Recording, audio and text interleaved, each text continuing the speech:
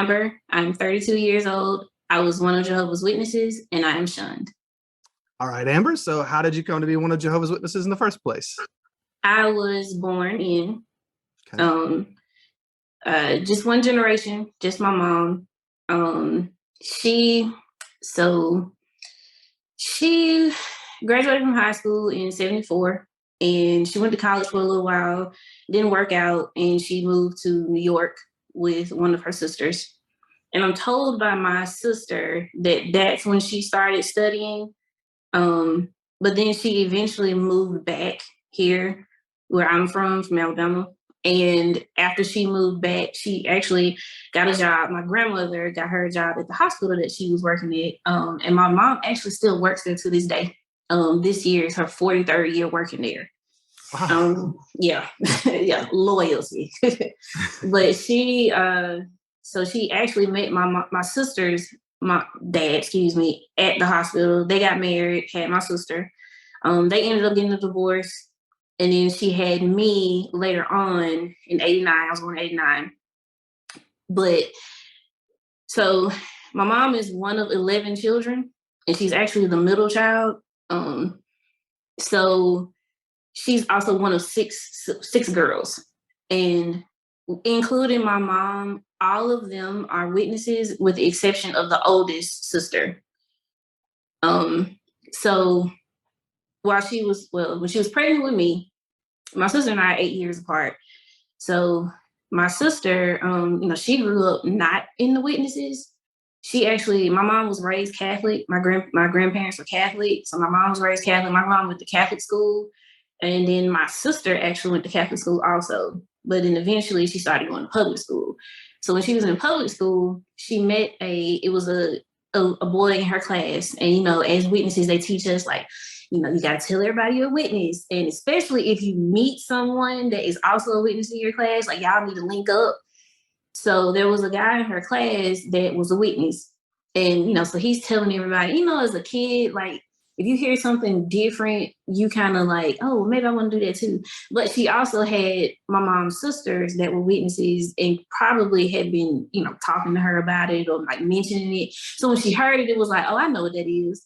So he said something about like him getting baptized or something like that. And so my sister said, oh yeah, I'm a witness too. Or like, I'm getting baptized or whatever. So of course he went home and, told his mom, there's another witness in my class. So somehow his mom and my mom ended up running into each other, I think like at parent conference or something like that. And so she mentioned like, oh, he told me that you're a witness. And my mom was like, no, I'm not. Like, no, like I used to study and my sisters are witnesses, but I'm not one. And so she mentioned to my mom, like, oh, well, do you want to study? You want to do that? And my mom said, well, let me have this baby first. That was always her excuse. She was pregnant with me. And her excuse was, let me have this baby first. Let me have this baby first. So after she had me, that's when she started studying. Mm-hmm. And I, as I've been listening, and I've also learned like in my life that a lot of people that come into witnessing, being a witness, they go through some kind of trauma. Well, I was my mom's trauma. Because there was something that happened along with me, her being pregnant with me, and I was her trauma. So that I feel like that is what drew her to it. But that's how she came into it, and she got baptized when I might have been like 3 or maybe 4. I remember when she got baptized because I remember it happened at a circle assembly, and she didn't really explain to me why she disappeared. And I'm 3/4, and my sister's 12 at the most. So you disappear. I'm 3/4. Of course, like my mom's gone. It's like, where's my mama? And I remember just crying and then like, because your mom's she's doing something great. And I'm like, I don't care about nothing you're talking about. Where is my mama? And like she popped up on stage and she got baptized. And I'm just like, I don't know what that means, and I don't care. I want my mama back. And but I mean, and then thereon, that's how it was. That there was nothing else. That was it.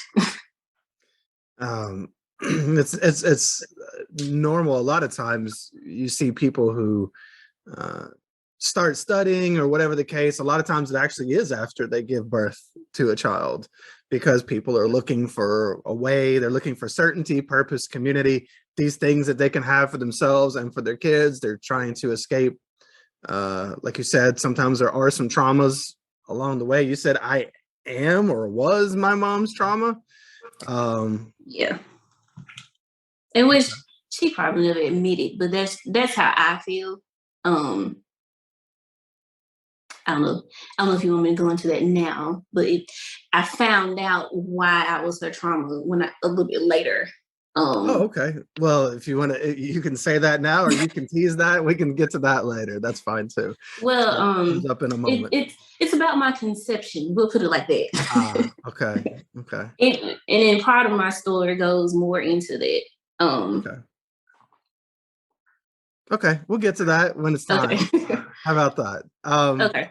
So, but that is a heavy burden to carry, or to feel that responsibility. Even sometimes people can feel that way. I'm not saying you do, but none of us are responsible for whatever a person chooses in their life, if they choose to enter a cult later or whatever the case may be.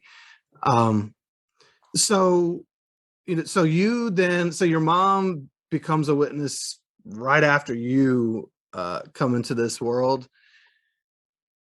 Then you're being raised in it. What was the worldview it gave you? How did it make you see the world around you? I wasn't paranoid or anything like that. I just remember they always made sure to say, just world. I just remember that word worldly just always used to kind of bother me. They're just they're worldly people. These are worldly people. I can remember like starting school and just I remember my mom like went to like kindergarten with me, and I had to make sure to tell people like that I'm a witness, and of course she made sure to tell my teacher. I know when I was growing up in the 90s, they used to have like this brochure that was especially for teachers, and it like explained our beliefs and all of that, and so initially, like the first, like elementary school, the first couple of years, your parents walk you into school, and then eventually they stop. So, like, my mom would make sure to go and tell the teacher, we're one of Jehovah's Witnesses, and blah, blah, blah, blah.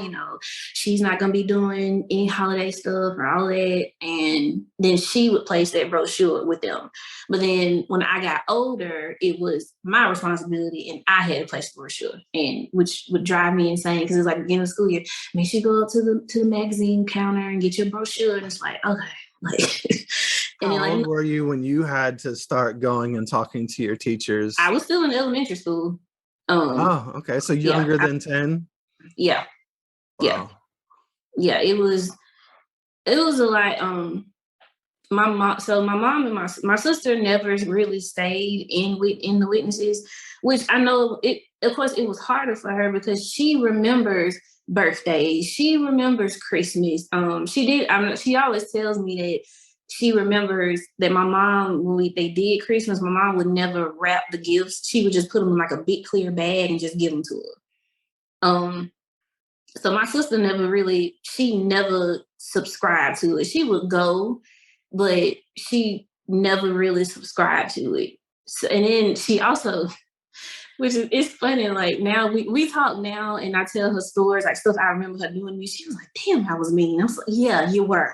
like I tell people all the time, I was like, my sister's the reason why I know how to fight. Because and then we were 8 years apart too. So I mean that's a big gap. So it's like, when I'm 8, she's 16, she don't want nothing to do with me. And because she had nothing to do with the witnesses, but I was just like deeply in it, which I didn't have a choice. And plus we had different dads. So she got to go with her dad. So she got kind of an escape, whereas I didn't. So she used to make fun of me, like, oh, you gotta go out and field service, or you can't do that, or you should do this. She's like, shut up. But what are older siblings for? right. But now as an adult, I understand a lot why she never subscribed to it.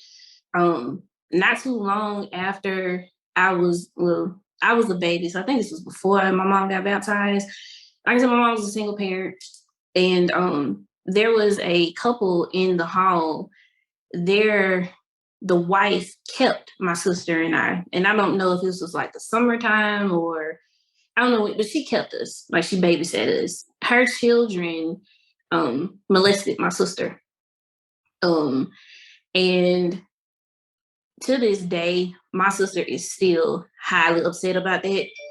She didn't tell my mom, but she told our cousin rather, and our cousin, excuse me, told her mom. And then of course her mom told our mom. And from there, they went straight to the elders. They didn't, and it was, like I said, my mom was not baptized by then. So of course my mom's sister, and once we get even further into the story, you'll understand why I'm really careful to say my mom's sister. I do not consider them my family. I tell people all the time, they are my relatives. We are not family because there's a difference. But my mom's sister, told us, you go to the elders, and neither me or my sister are privy to exactly what happened as far as like if they even had a meeting with them or what. But nothing happened as far as, of course, they didn't go to the police. Nothing was done. We just stopped going over there. And to this day, if you talk to my sister about it, she's like, I'm still mad about that. And because she was like, I felt like they didn't help me. They didn't do anything to help me. And unfortunately, from that, my mom and my sister do not have a good relationship at all. And she, like I said, she will tell you, I am still upset about that. And because she and I had a long conversation, and she's like, I wish I could like have a conversation with mama about that. And it's understandable because she was like, I just feel like she didn't back me up. She didn't do anything to help me. And it was like from then on, it was really tumultuous with my mom and my sister, and really my sister and me, and then like the three of us and our extended family also. And if you, as an adult, I know now it's because my sister was upset. That happened to her as a child, and people don't realize what, stuff happens to you as a child, and it shapes your personality growing up, and especially when you add hormones into being after you turn to a teenager, like, because she never got to get that out and explain and talk about it because nothing happened. Nothing happened. Well, it's one thing for no one to go to the police. That's one thing. That's a judicial process. That is a crime and punishment process. That is a process that could help protect other kids too, if this person is some sort of a predator or whatever the case may be. But to not have a conversation with your sister, that's personal.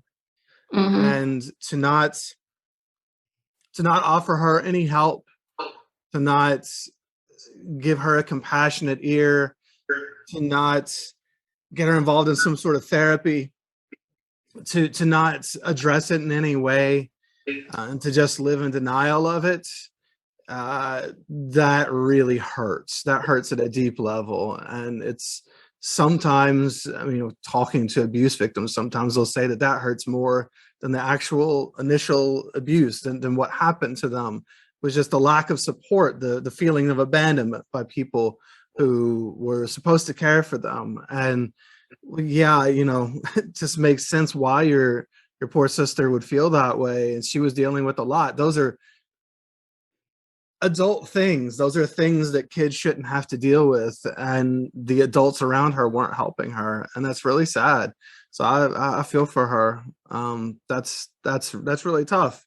Sorry that happened to her in the first place. And I'm sorry that nobody was able to be there for her. And then it's natural to act out after that in ways, just because you've got all of this trauma that you're trying to figure out, all this pain comes out in different ways. And so I'm sorry that was brought to your family and then that it wasn't dealt with. Yeah. And unfortunately, like I said, to this day, they still don't have the best relationship. So unfortunately, it's still going on. So it's highly unfortunate. It's sad. And it's like, if you think about it, it's infuriating. Just, especially as a mother now, Yeah. I couldn't imagine. I could not imagine. Like, I, ugh, like I couldn't imagine someone doing something to my child. Like, I'm going to jail. Like, get them away from me. Like, there's no, we gonna go talk to somebody else. No, you better get them out of my face, because no, like, you take up for your children. You do the things that they cannot do for themselves. And I mean, You it, do. yeah, yeah, I do. But unfortunately, it's like they teach them like that. They teach to put all of your issues, like, they figure it out for you, and then later True. on, And being one of Jehovah's Witnesses is a life of denial, and denying your own thoughts and feelings on things, denying the world, what is really going on in the world around you, to live in a fantasy. And it attracts people at times who've been traumatized in their own ways. I don't know your mom's story, and this is not, again, not to excuse her behavior, but sometimes there are reasons for things, and sometimes there are people who have their own traumas that they've never dealt with, and they don't know how to help anybody else deal with theirs. In the end, though, it's just sad. It's just sad because the pain just trickles down. Everybody ends up hurt, and nobody wins. It's just it's a terrible situation. Nobody gets help. mm-hmm. Um, Hurt and people hurt people. yeah, absolutely.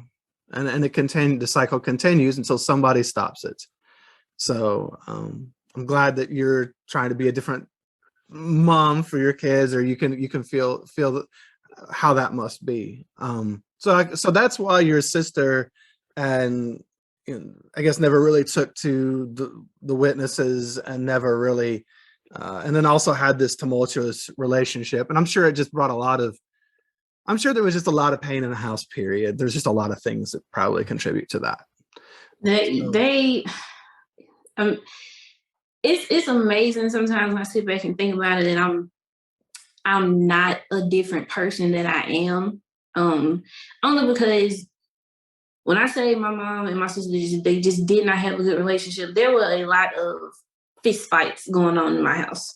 And once again, I know now because my sister was just going through something, and if they did not get along, my sister was swinging, and my mom was swinging back, and it was, I mean, just knock out, drag out fights until one of them got tired, and it was all the time. And you know that's not a good thing, but it's kind of like it's with the age gap that we have, you would think that, like, my mom would tell me to go in the other room and not have me, like, witness it. But I mean, I would just be sitting there, like, just watching them fight each other.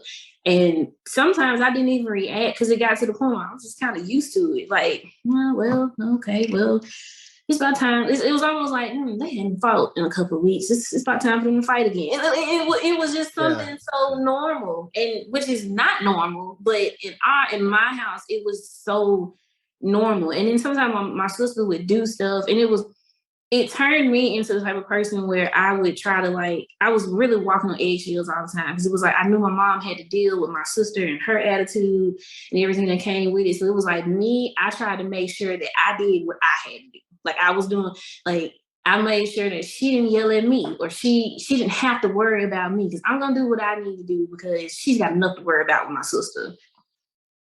Yeah, it's almost like if I can be perfect, then I'll be A, taking care of my mom, but B, also not get in trouble, Yeah. and not be that person, which creates a lot of I guess we were talking a little bit pre-interview, even just codependency issues and things like that, because we're used to trying to manage everybody else's emotions, right? Try to take care of everybody else, and that's too much. You're a little kid. You shouldn't have to take care of your mom. That's not how that should work. Your mom should take care of you. But often when there's just all this pain, again, it just comes out in all these different ways, and again, it just ends up causing dysfunction and pain for everybody involved. Nobody, you shouldn't be carrying your mom's feelings. It's a lot for a kid. Yeah, nobody wins. Yep. Nobody wins. Everybody's struggling in the situation. It's just sad because everybody ends up hurt. So then I tend to ask people kind of what was the tone of the home, what was your home like life. You kind of gave us a little glimpse into it. Obviously it was rather volatile in certain ways, but were you all in the midst of that? Were you all like, did you all look like the perfect little JW family? I guess at least your mom and you or whatever. Or did you all like have family studies? Did your mom even have time? She's a single mom, right? Right. Yeah. No, no. If I think about it, it's kind of like when it was good, it was good. And when it was bad, it was bad. I mean, we did, like, as a child growing up, we did go, like, my mom took us on vacation as much as she could. When I was, like, in elementary school later on, like, we went to Disney World more than once. Okay. And now, as far as, like, studying at home, we didn't really, my mom is not a big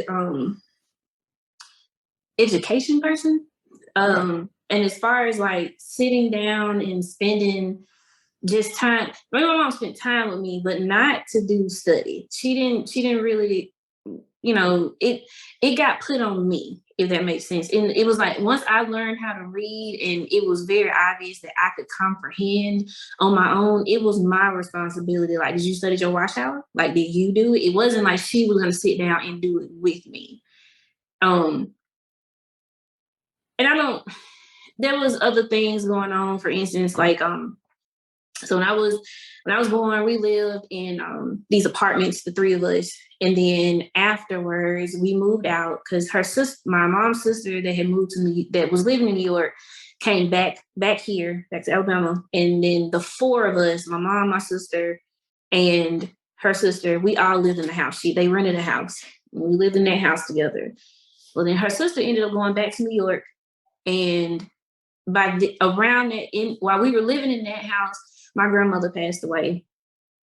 And well, before she died, she had a stroke, like a massive stroke that rendered her speechless. She couldn't move. All she could do was blink. She couldn't move or anything like that. So, and it was, which I really hate that happened to my grandmother, because I didn't get to know her. And I kind of miss that I didn't get to know my grandmother, because she died when I was 3, but I remember that happening to her. So she had a home, and after that happened, she had in her room, she had the hospital bed. And before I could read, I would go in her room, and because everybody was like, "This is your grandmother. Say hey to your grandma." And literally all she could do was blink. And I would take books and, like, read. I couldn't read, but I would, like, read them to her from the pictures. And I was like, "Love you, grandma." And I used to just kiss her because and then plus, I'm watching TV as a kid. You see people with their grandma, so it's like, I think this is what I'm supposed to do with her, but she couldn't talk back to me, and I really didn't know what was wrong with her. So after she died, my mom's sister moved back to New York, and the house that she had, because my grandparents got divorced way before I was born. So she lived in that house, and I have an uncle, my mom's oldest brother. He's schizophrenic, and so he was living in that house with my grandmother, and then one of my cousins was also living in that house. And so it's kind of like a home house, as we like to call it. And after my grandmother died, she didn't leave a will. So that house kind of became like just like the hub, or just the family house. So after she died, we moved into that house. And so it was my sister, my mom, and my uncle that was schizophrenic. My cousin moved out. All of my first cousins are a lot older than me. Like, I'm 32 right now. I've got cousins that are in their late 50s. I have 2 cousins that are grandmothers. All of my cousins are a lot older than me. I only have 2 cousins that are younger than me, but for the most part, all of them are a lot older than me. So, but my cousin moved out, we moved in, and then another one of my uncles also moved in. But it's a pretty nice sized house. So my mom kind of was taking care of my uncle, because he was like I said, he was schizophrenic.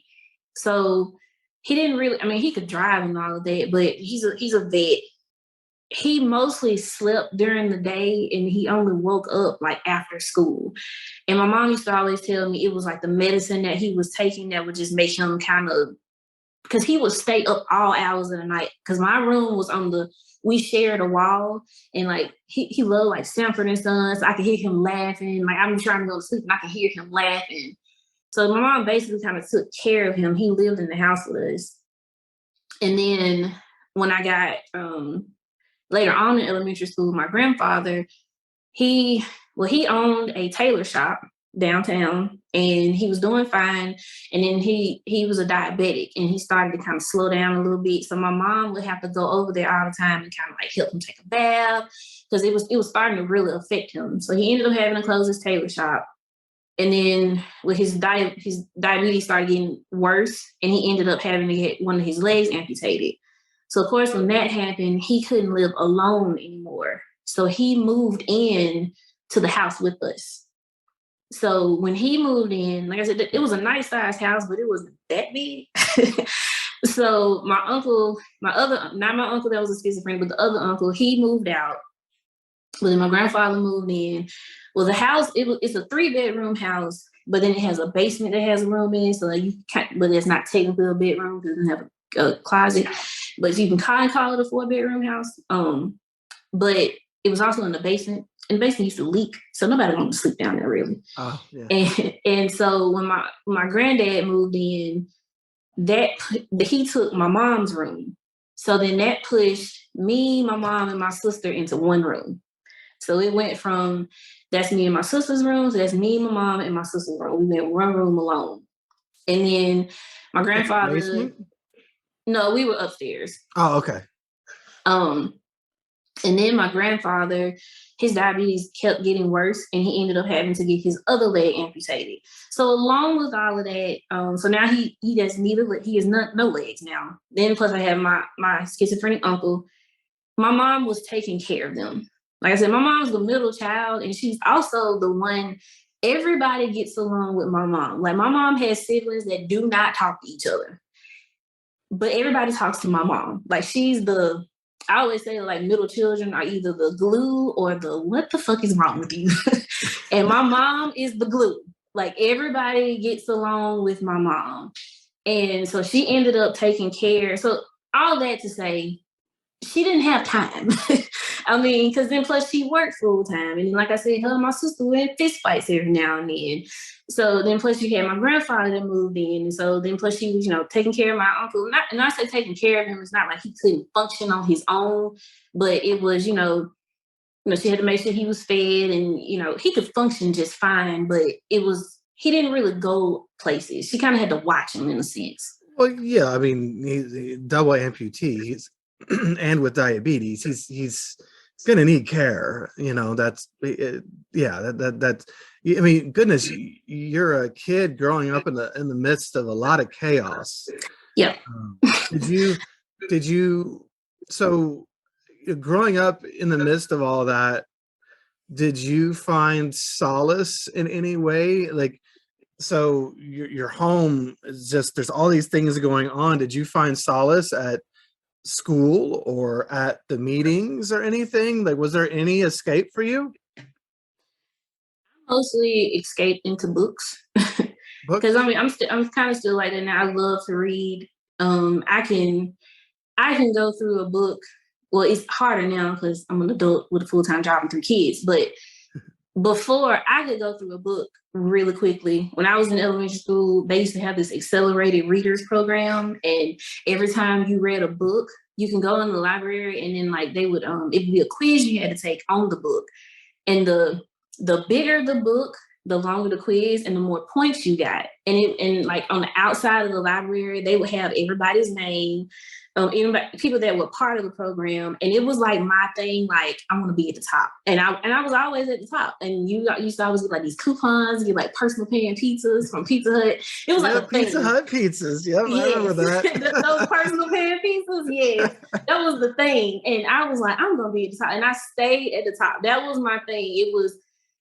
I love to read. That was kind of my thing. And pretty much until you just said that, like, what did you escape to? And it's just like, I had to think about it. I'm like, it was the books. It was, I'm going to do that. And then also, as far as like my schoolwork too, because I was a really good student. And I kind of escaped into that too. And like I said, my mom wasn't a big education person. So I learned really quickly that like if I had homework, I probably needed to finish it at school, or I needed to like really pay attention. Cause like if I got home, it was like, Mama, can you help me on this? She's like, no, I don't know how to do that. Like, especially like, how math changes over the years. And she was like, oh, well, I don't know how, I can show you how I do it, but I don't know how to do it like that. And it was like, she only had to tell me so many times before you realize like, okay, let me just not ask her. Like, so it's just like, let me just figure this out on my own. So it's pretty much that's what I escaped into. Did you, so I guess, where exactly do the witnesses come into play? And I'm just asking because obviously your mom had become a witness, but I don't know, when do you all ever go to the meetings or have time for anything? There was no we went We went. there was in all of that we went there. It was no oh, you went. Our theocratic was a 3 academy school, and the service meeting that was on Tuesday. Our Bible study was on Thursday, and then we went out in service on Saturday, and then we went to the meeting on Sunday. Like there was no. With my mom, you were going to the meeting. Like I had to be deathly ill or something had to be seriously wrong for us not to go to the meeting. Oh, she's getting up and going to the meeting.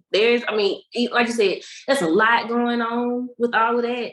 But we were going. I did kind of when I was growing up, like wonder, like, well, my sister don't have to go, but I have to go. Because of course, when you get older, like the more homework you have, it's like I really don't have time to go to this meeting. But there was no, like with my mom, there was no, you're not going to the meeting. And to encompass all of that was going on at home, added to that when I was in elementary school, she also ended up getting a part-time job. And she didn't get off until 6. And so like the theater elementary school that on that Tuesday, that meeting started at 7. And she didn't get off until 6. Well, her job to our house was at least a good 20, 25 minutes. And then our house to the hall was like another 20 minutes. So she's coming home and like throwing clothes on real quick. And I better be ready. Like, I better be ready when she gets home. There was no in between with that. It was not an option of not going to the meeting. Oh, we went. Okay. we went. Similar with field service. Were you all regular in going out in field service and stuff? Every Saturday. Like even now, like my husband, he'll talk about like Saturday morning cartoons that he used to watch, and I'm like, yeah, I ain't watch it. Because it was no watching it, and like you better get up. And then if I did not go out in service or I missed a meeting during the week, I'm not doing anything extra. Like you're not going outside, or maybe you can't go with your friends because she's gonna bring up, well, you didn't go to the meeting, or it don't make her late. Like really, when it came to field service, it was easier for us to be on time with that. Because of course, like once she got that part-time job, and plus she's still taking care of my granddad. On Saturdays, it was easy for us to get there on time. And you better not make her late. Like get up, get ready, pack your book bag the night before because we're going out in service. It's non-negotiable. It is non-negotiable. And we're staying out as long as everybody else stays out. But the best thing about going out in service when I was younger was going to Milo's afterwards. Okay, what's a Milo's? I don't know. So Milo's. So I'm in Alabama, in Birmingham. It's a fast food restaurant. And I mean, for the most part, they sell burgers and fries, but they have like this secret sauce, and like that's like they put it like on their burgers. It's just the burger and the cheese and the bun, pickles, and that sauce, and maybe some onions. So and they're famous for their sweet tea, and I really don't like sweet tea, but I love sweet tea in the South. Oh yeah. And it's some kind of I don't know what this dust is that they put on their fries. Like when I was a kid, I felt like it tastes like cheese. I don't know what season it is, but it's like the best. And that was the highlight of going out in field service. It was like, we want to Milo's after this. Like I'm ready to go to Milo's. It was, especially like when I learned how to tell time, because usually we would stay out to at least noon or 1 at the latest. So once I learned how to tell time, I'm looking at my watch like, Yeah, like it's almost time to go to Malo's. Let me get a cheeseburger combo, grilled onions on my burger, fries, and a Sprite because I don't really like sweet tea. But that was the highlight. Oh, but we were going. We did not miss. That was not an option.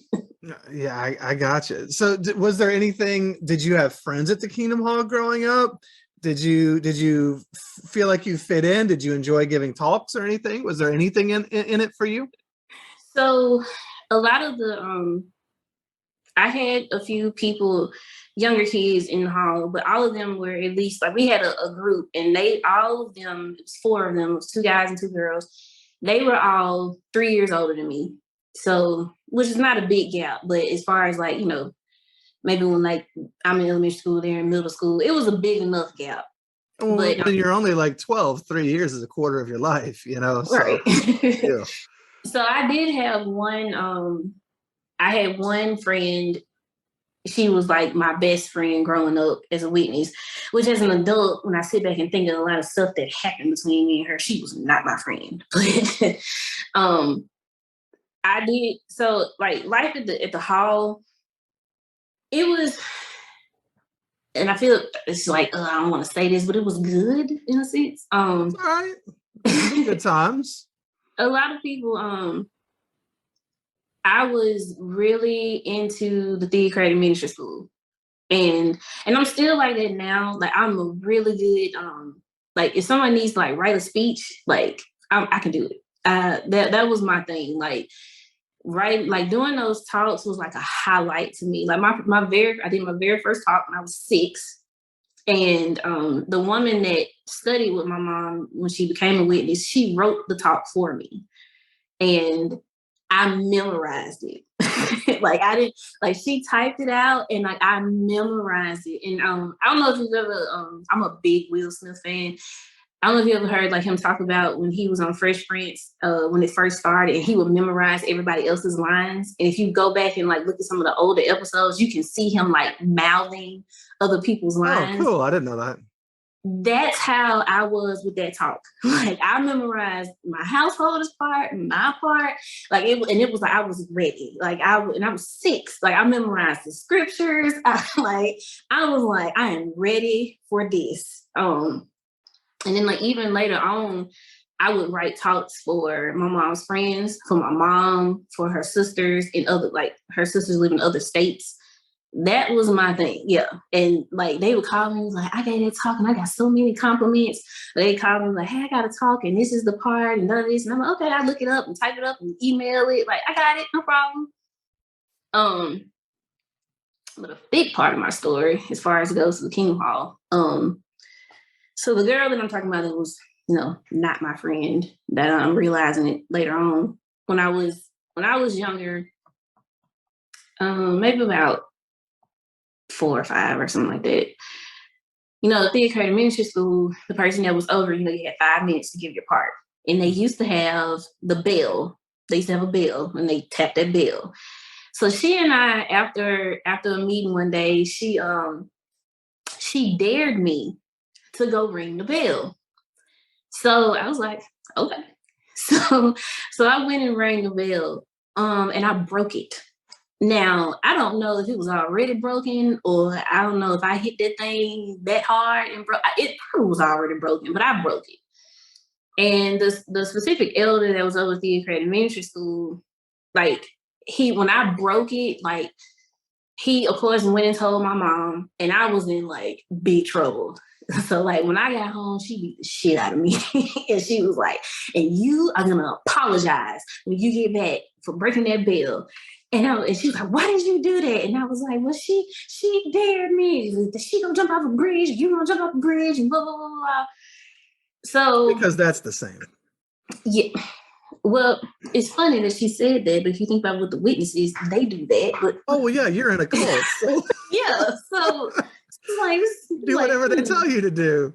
Right. Well, yeah. That makes sense, Mom. But so she was like, you're gonna go apologize to him. So, like I said, growing up, my mom was a single mom. So my sister and I have different fathers. And my mom was married to her dad. So she would go and visit with him. And sometimes he would take me too. But my mom made sure to tell me that like he is not your dad. Cause I think one time I slipped up and like called him dad. Cause my sister's calling him dad. And she was like, he's not your dad. Like my mom would make sure like, don't call him that. He is not your dad. And I was like, okay.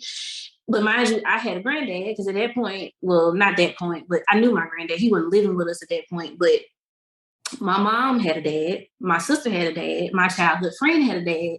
And it was like, where is mine? Like, why don't I have a dad? And that bothered me a lot growing up as a child before I rang this bell. So I have no explanation on why I did this, but when I had to go and apologize to that elder for breaking that bell, for whatever reason, I asked him, would he be my dad? Like I was like, will you be my daddy? I don't know. I mean, I'm a kid. I'm not gonna know why, but and he was like, yeah, sure. So from that point on, he was my dad. Like he insisted that I called him daddy, and I did. He made decisions like he didn't live, of course he didn't live in our house, but he made decisions for me. And my mom let him make the decisions. Like you would have thought that he really was my dad. And my mom even told me later on that like when that relationship between me and him started, people thought that because he was married. He was married. His wife was a witness. She was in the congregation, and he had three. He's 11 years older than my mom, so he had three grown children. And he people thought that him and my mom had something going on, or like because of course witnesses love to gossip, and then like they maybe even thought that I really was his child, but I have no blood ties to him whatsoever. But he was my dad. Like I'm talking. When I went to the hall, I would sit with him and his wife. And like I said, I would call him dad. He would come and pick me up. He would buy me things. He insisted that his name go on like my school stuff. And my mom did it. What the hell? Yeah. That is insane. Yeah. Who is this? Like, who is this guy? Like, I understand, like maybe being flattered, little kid, like, hey, will you be my daddy? And like, I understand, like if you cared about kids, like, I don't know, I have a soft spot for kids. I might be like, oh, yeah, I'll take you out and play ball sometime, or do something, but like signing papers like he's your father. Mm-hmm. I guess I also don't. So wait, so you grew up in a house. It was you, your sister, your mom, and she was married to your sister's dad, and he Right. was in the house too. No. Oh, he was not. They got divorced before I was born. Like they got divorced. Okay. Yeah, they got divorced in like 84, I think, and I was born in 89. Okay, I thought you were calling him dad because he was around a lot. No, I would call him that because of course he had visitation with my sister, so she would come and pick him up, and every now and then he would take me too. So I would call him. Like I said, my mom was very adamant that it's not your daddy, like because they had like a volatile divorce. And so, she had like an attitude with him. So he's not your daddy, which is like, if you got such an attitude with him, why in the world would you let me go with him? Because he's not my daddy, but whatever. Yeah, because awful confusing for a kid. And so now to further the confusion, you now have the theocratic ministry school overseer, elder in the congregation is now your dad, and is acting like it in some controlling ways where you said he even like made decisions for you and stuff. Yep.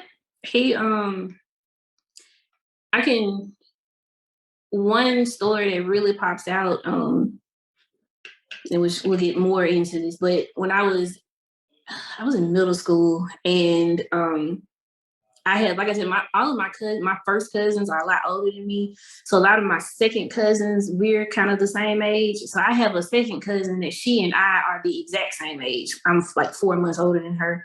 And I hung out with them a lot. So one summer we were going to Florida. We had plans to go to Florida. And I was like really looking forward to this trip. It was like we were gonna be gone for like a week. And then plus it's my cousins, and like I'm like, we're gonna have a great time.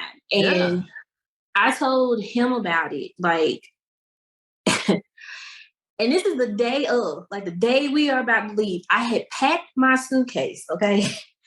And he called my mom and told my mom that he didn't, because they're not witnesses, that he did not think that it was a good idea for me to be going on this trip with these with these worldly people, because it wasn't just my cousins going, it was like their other side, because we're related on the mother's side, so like their dad's side of the family was coming too. And he did not think that it was a good idea for me to be going on this trip with these worldly people. And my mom came in my room and like told me, like, you're not going. This is the day, like they were on their way to come get me. Like my suitcase is packed. I'm on my, and he shut it down. And my cousin, the mother, which is my first cousin, was pissed. Like she cursed my mom out, and she was like, "Why the fuck would you let him make this decision for her? He is not her daddy." And I mean, and I just remember being in my room like bawling because I was so excited. When I said, like, I'm talking, me and my cousin had bought like matching halter tops. I had outfit on, like I am ready to go on this trip, and he shut it down. And I did not go. If he told your mom to throw you off a bridge, would she do so? She probably would have.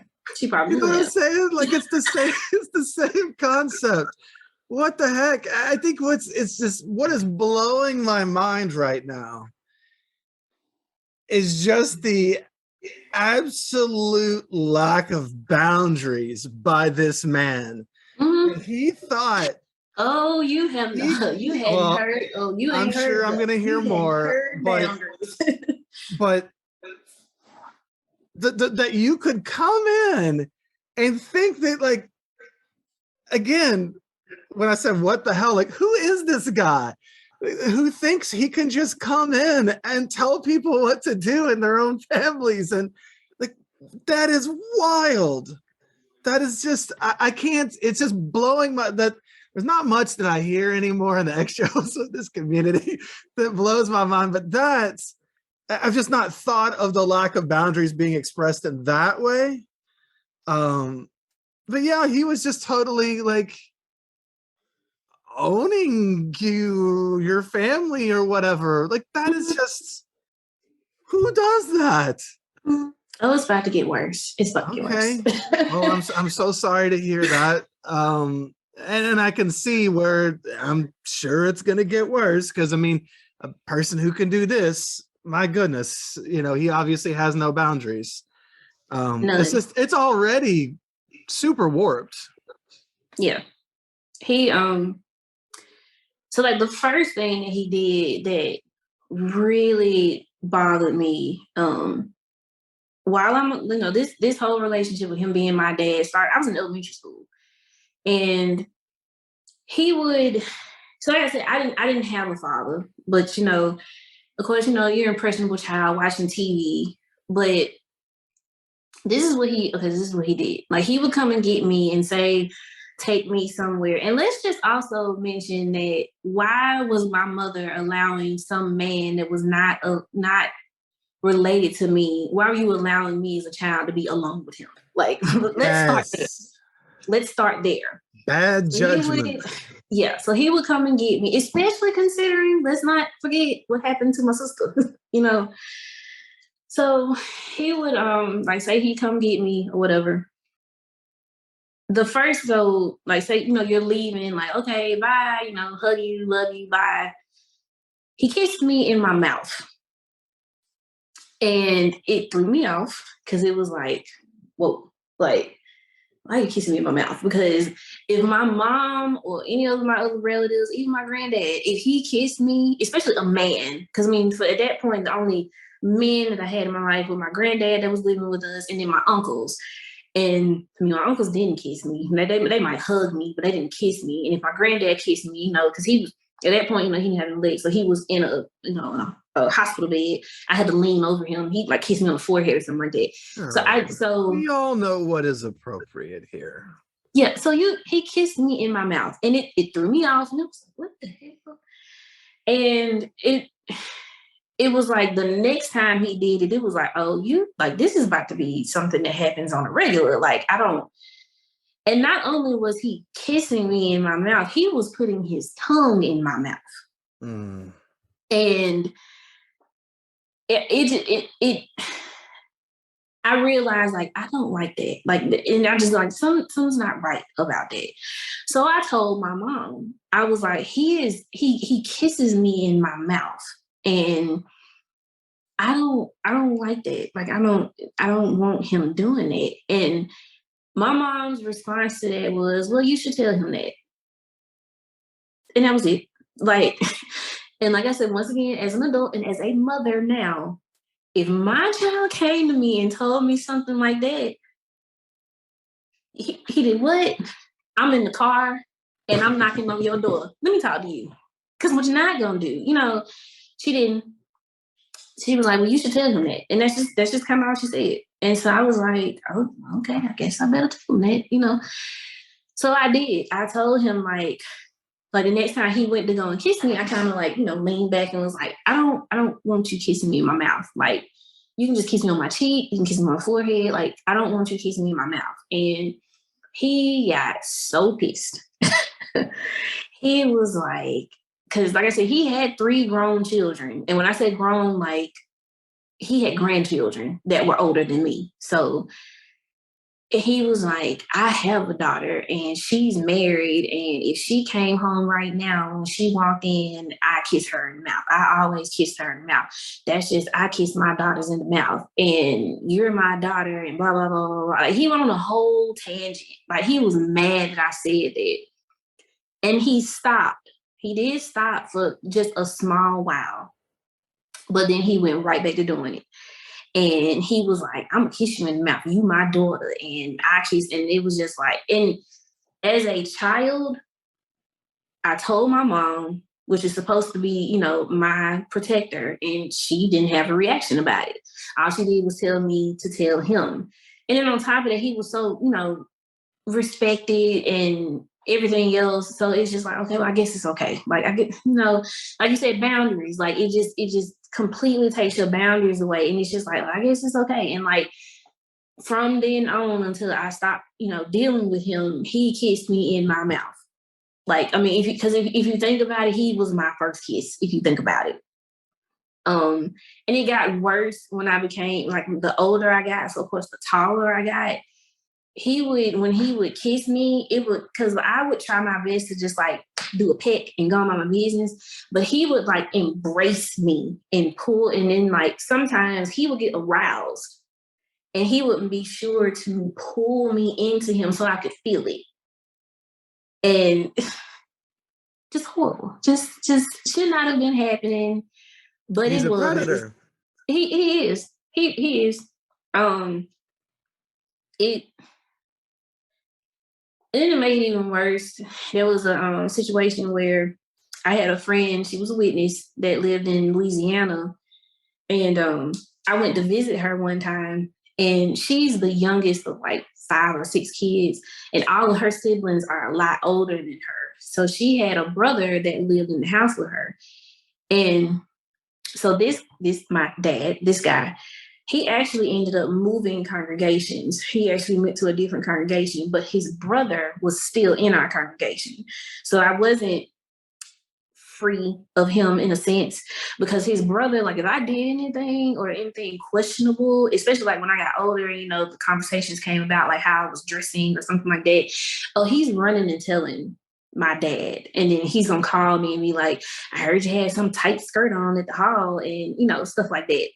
What are they watching your tight skirt for? What's his brother reporting to him for? What the heck? What's his brother into? His brother was, in the scheme of things, actually a lot nicer than he was. But I mean, he's still, deeply indoctrinated. And then they Yeah, but I'm live just saying, like, I don't know, telling on you and like watching your skirt and telling him about it and stuff like that. Like, what the heck? Who does that? They did. And then they lived next door to each other. Like their houses were right next door to each other. It was a mess. But Man, when I was that is a bad setup. so when I went to this when I went to on this trip to Louisiana, like I said, my friend, her brother lived there. And I remember when I was going on the trip, and this was after the Florida trip that it got canceled that I mentioned. He didn't veto this one, but he was like, "Well, who are these people you're going to see?" And I was like, "They're witnesses. Like, calm down," because it was like with the Florida trip, your big thing was that they were worldly, but with this one, they are witnesses. So it's like, calm down, they're witnesses. And he was like, "Well, who all lives in the house?" And I was like, "Well, it's her mom, and then her brother lives with them." And he was like, "Well, is the brother, how old is the brother?" And I was like, "I don't know, he like 30 something, like he's older than, like, we're older." And he was like, "Well, is he a witness?" And I was like, "No, he's not." My dad and his brother went and had a talk with my mom about if I really needed to go, because there was going to be somebody in that house that wasn't a witness. So mind you, like you just said, he's a predator, but you're so concerned that I was going to Louisiana on this trip and my friend's brother was living in the house and he wasn't a witness.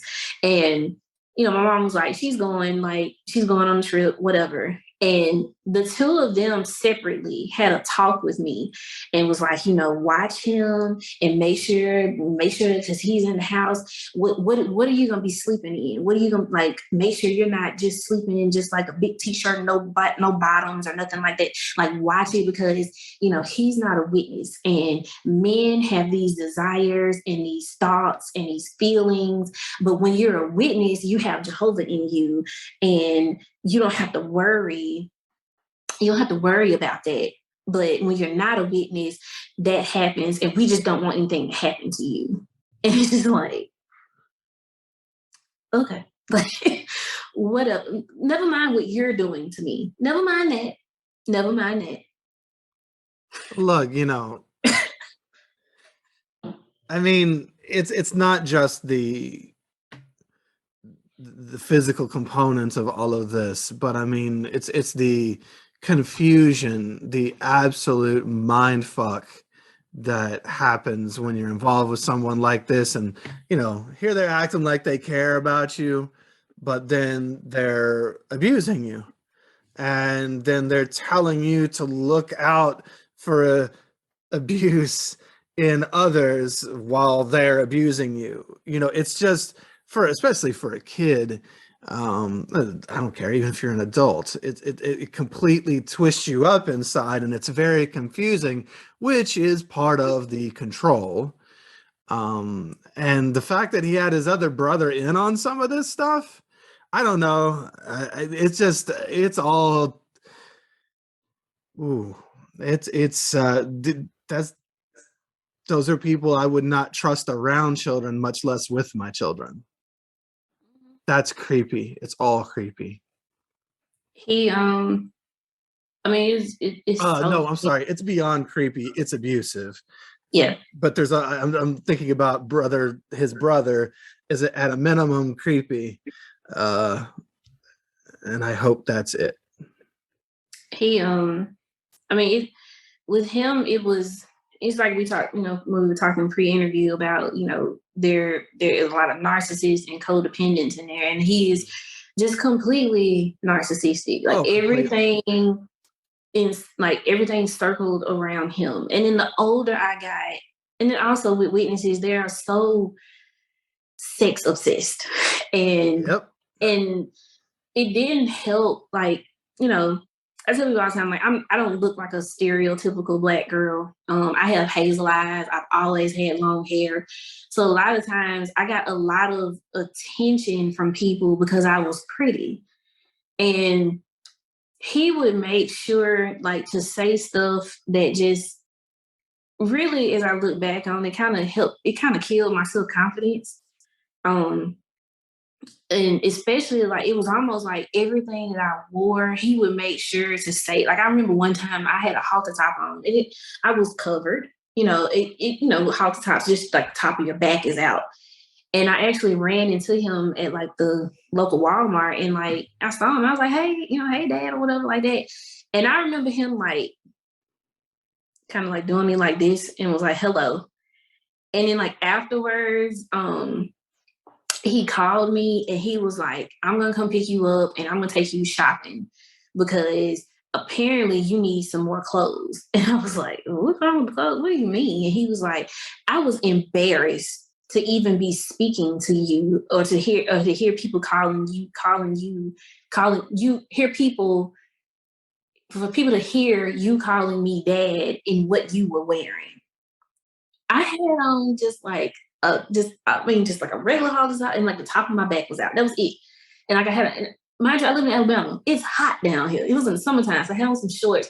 My mom thought my outfit was fine, and like he would always tell me, and this was something he always said: you never advertise your merchandise, or somebody's gonna shoplift. So like that was his mantra. Like, especially like I said, when I got older, hormones come in and I got hips and all of that, like that was his biggest thing. He even when I got older, he used to buy me clothes. He used to buy me like suits, like full suits. Like I looked like a lawyer. Like you never thought I was going to a courtroom because he was like, you need to cover up because of course, I'm getting older and I got breasts and I got hips and everything. He's like, no, you need to cover up. So he would, and my mom was completely hands off with this. Like he would buy me like suits that my mom was wearing, just like the full with the jacket and the skirt. And he would like one time I had one that like the button kind of came down a little bit so you can kind of see a little cleavage. He took it to a seamstress to get it sewed up, like to make sure that it like I was covered. That was a big thing. I needed to be covered. That's because you were his. Yeah. To a narcissist, you're not a human being. You're either a player playing a role in their play, or you're an object for their control. And he was exerting his control over you like an object and not as though you were your own autonomous person that had your own thoughts and feelings or whatever. He was controlling you. He was going to tell you what to do. You were his. That's why he was embarrassed to be called dad, because you reflected on him. It's all about him. Everything reflects on him. It's his world and everybody's living in it. Yeah. He now I will say one thing, because like I said, at this time, of course we just skipped all around, but of course, even when I got older, he still, like I said, kissed me in the mouth. But one thing he did say to me, this is horrible. He told me that before I got married, that he was gonna teach me how to have sex. And I remember, come on. And I remember, like, when he said that, I remember thinking in my head, no, the hell you aren't. Like, I'm thinking in my head, oh, I draw the line there. And I remember thinking in my head, and I remember asking him, like, what does that mean? And he, like I said, he had a daughter. And, like, he told me, before she got married, I pulled, I got her and I showed her how she should lay down and how she should hold her legs and how she should, and I just remember sitting there looking at him like what? And I just remember thinking in my head, no, you're not, no, I can figure that out on my own. I can figure that out on my own. Luckily we never got to that. Sick. Yeah. Luckily that never happened. I wasn't gonna let it happen because it was like, I mean, what he was doing was wrong in itself, but I especially knew, like, no, you're not doing that. No. So he was a big part of when I was in the congregation, because like I said, his brother was there. So, I mean, if I did anything, it got reported right back to him. But I mean, I talked to him on a regular basis anyway because he was my dad. But anything that happened in the congregation, his brother was like, if anything that happened with me, if I gave a talk that, which everybody loved my talks, but if I gave a talk, like he was going to go back and tell him about it. And then, everything got reported back to him. Yeah, I mean, I don't know what to say. That's just all awful. It's abusive. You were abused just like, I mean, your sister was abused and nobody heard her cries. You were being abused and nobody heard yours. The abuser has your people on his side, has your mom on his side, has his brother on his side. You're just a kid. What were you supposed to do about any of this? I mean, my God, you were outnumbered, you were outmanned, out firepowered. You're just a kid up against the power of these adults who are warped. This is not it's all abuse. Every bit of it's abuse, and it's sexual abuse. You don't have to have sex with the person for it to be sexual. This is abuse. I'm sorry that this was part of your growing up, and oh, this guy makes me mad. Wow, oh my God. Anyway, and now, like I said, my cousin who has a daughter that's the same age as me, I was around them a lot because my mom got a different job at some point, like the beginning of middle school ish, and she had to be to work like super early. And then mind you, she's also still taking care of my granddad. So my cousin, I would always like my mom couldn't drop us off because she couldn't take me to school, so I had to be there at 6. So like Monday through Friday, I would go to my cousin's house. Like she would pick us up from school because she got off at 2:30, and this was before she got that part-time job.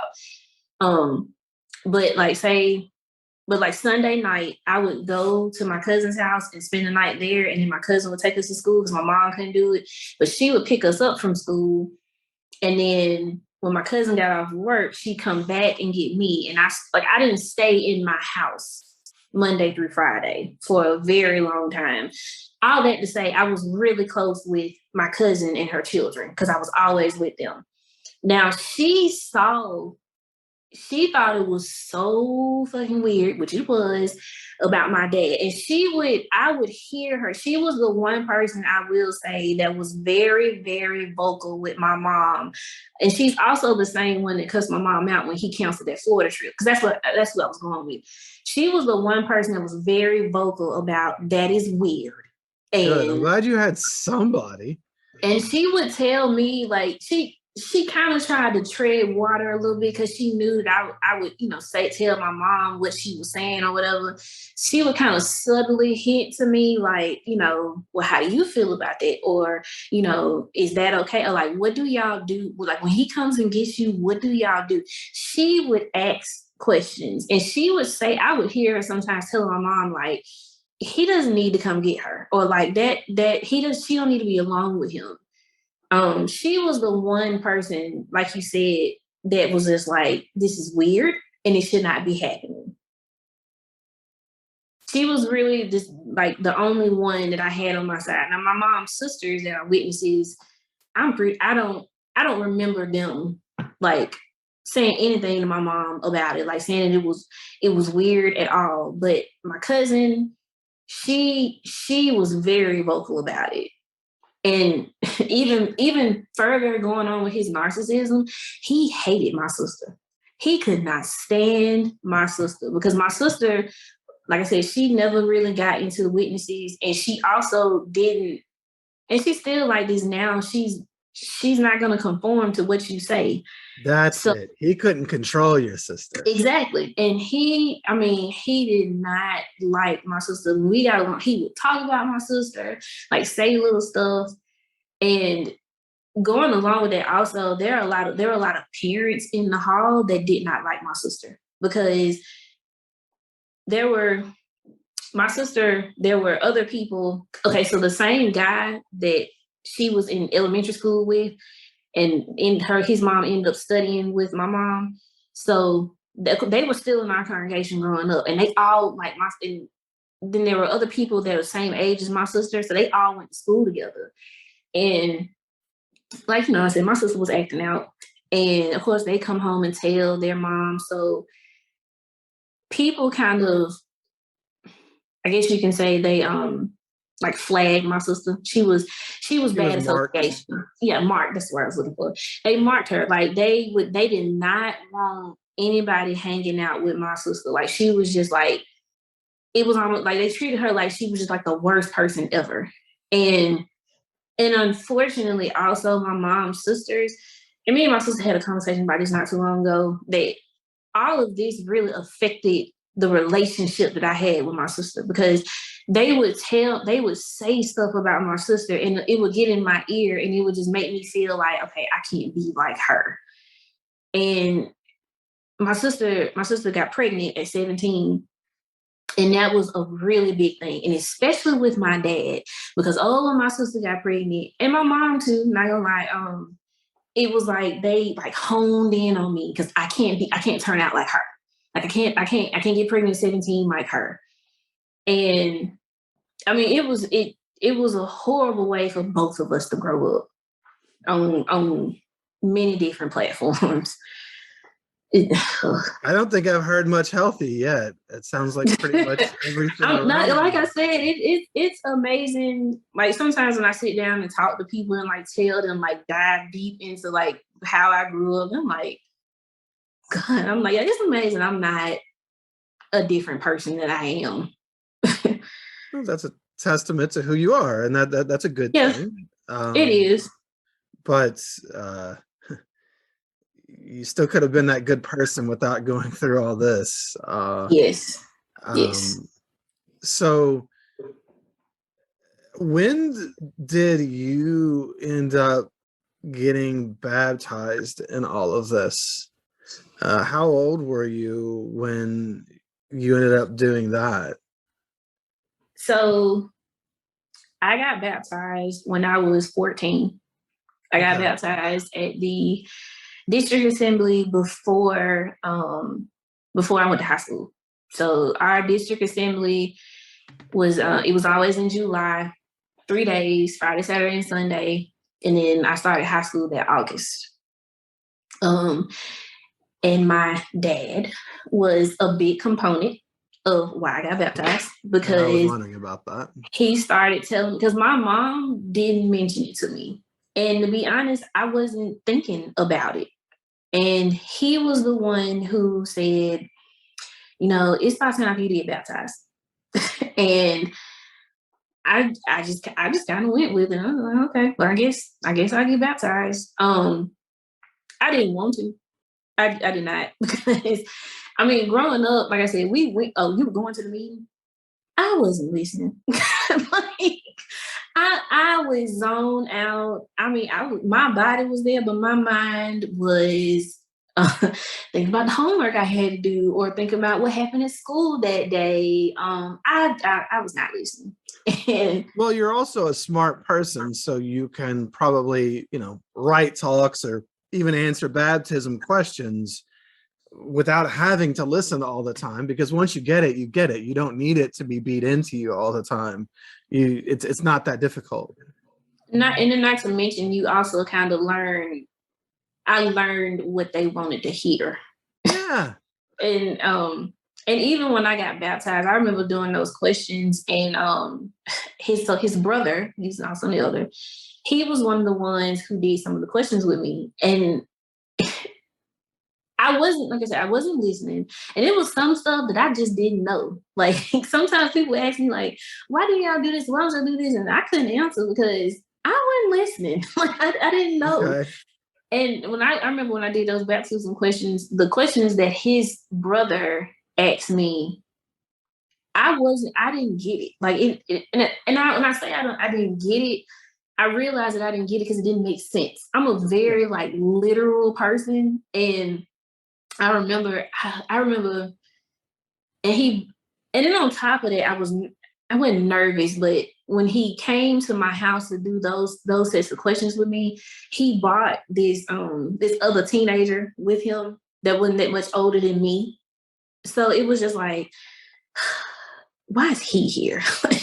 And then it was kind of like, he was my, like, we were all in the congregation, so we were all friends or whatever. So he was kind of like my brother. He was older than me, but it was just like, why is he here? Because then it's like that anticipation and like that I gotta get it right, and it kind of like it makes you feel a different way when a certain person's in the room. I just can't understand, why was he there? I don't know. That's weird. Why would you bring somebody else? I've never heard of that. And maybe that happens a lot. People just had, that's a detail people don't talk about. I've never heard of that. But he was there, and I specifically remember part of those questions were something about God's Holy Spirit. And I remember him saying something to me like, what does God use to do things? I can't remember how he posed the question, but I remember he said, and I wasn't I was like, what do you mean? How does he do it? Like, and he was like, so like, for instance, if he wanted to move that chair, he would use, and I was like, his hands. I remember saying that, and the guy that he brought with him, I remember him going, like, looking at me like, what? And I was like, his hands. Like, because I was just like, I'm not getting. It was his hands. Like, I guess he got hands, and he was like, he would use his Holy Spirit. Like, he uses his Holy Spirit to move stuff and to do stuff. And I was just like, oh, okay. I just remember going, okay, I'm like, he made us in his image. Don't he have hands? Because I got hands, so why wouldn't he use his hands? Like, that was my thought process. And I remember when they approved me to be baptized, he came up to me, and because the presiding overseer in the congregation was the one who told me, like, they approved me to be baptized. Mm-hmm. And he came up to me and he was like, oh, they approved you. And he was like, so I guess they didn't listen to what I said. And he kind of like walked off.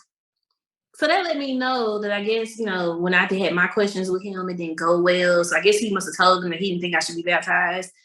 But he, once again, still with that control, because that's his brother, he like made it very clear that, like, he didn't think I should be baptized. Yeah, you're not good enough. Yeah, in which, in hindsight, I'm like, damn, I wish you would have been a little louder. Like, maybe I wouldn't have did it. But if we can rewind the movie, also, so much going on. Still just going back to my house. So like I said, my sister had my nephew. She got pregnant when she was 17. She had him when she was 18. I was 10 when he was born. And I kind of got thrusted from that moment into, like, really parenting, because I was like another parent to him. So in the midst of all of this, and like I said, we just going everywhere, but I just got to get all of this in here. All right. So my mom, like I said, we're living in this house, and it is the home house. Like I said, my grandmother died. When she died, she didn't leave a will. So technically the house belonged to all of you could participate in the house. So, which meant that if one of my mom's siblings didn't have anywhere to live, they could just move in with us. So with all of that, while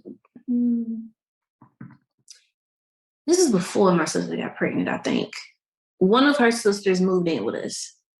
And as much as, like you said, was going on in our house, it flowed well. Like, it was working just fine. When she moved in, it just went to hell in a handbasket. Like, it just. So my uncle, like I said, he was a vet, and plus he was schizophrenic, so he was receiving benefits. So and then plus my mom worked. So the house, my mom, but the bills were split between the two of them. My mom paid this utility, and then he paid this utility, and then they, paid the insurance together. I remember like when she moved in, it was like a battle because at first she wasn't helping paying bills. And she couldn't keep a job. And it wasn't because she couldn't get them. It was because she had a horrible ass attitude. So she moves in and it's just volatile. Like for instance, my mom had to be working at 6 o'clock in the morning. And my granddad, he was a diabetic, so he needs to eat and everything. So my mom literally would wake up at like 4 in the morning and go downstairs, cook breakfast for my granddad, and then put it on like a tray in front of him so that when he woke up, his food was right there. Well, it got to a point where that was a lot for my mom to do. So once her sister moved in, she asked her sister, like, can you fix daddy's food in the morning so I don't have to rush and I don't have to get up. Well, so she started fixing his food, and my granddad, he would be up for the most part. She would be fixing the food and he would hear her like coughing over it. And so eventually he was like, he didn't want her to fix his food because he was like, I can hear her coughing. Like, she only be doing it over my food. And then she wasn't very nice also to my granddad, which none of my mom and her siblings really had a good relationship with my granddad. Mom, I guess once again, my mom's a glue and everybody gets along with her. My mom was like the one that actually like really, I mean, look at what happened to him when he moved in with her. She took care of him. So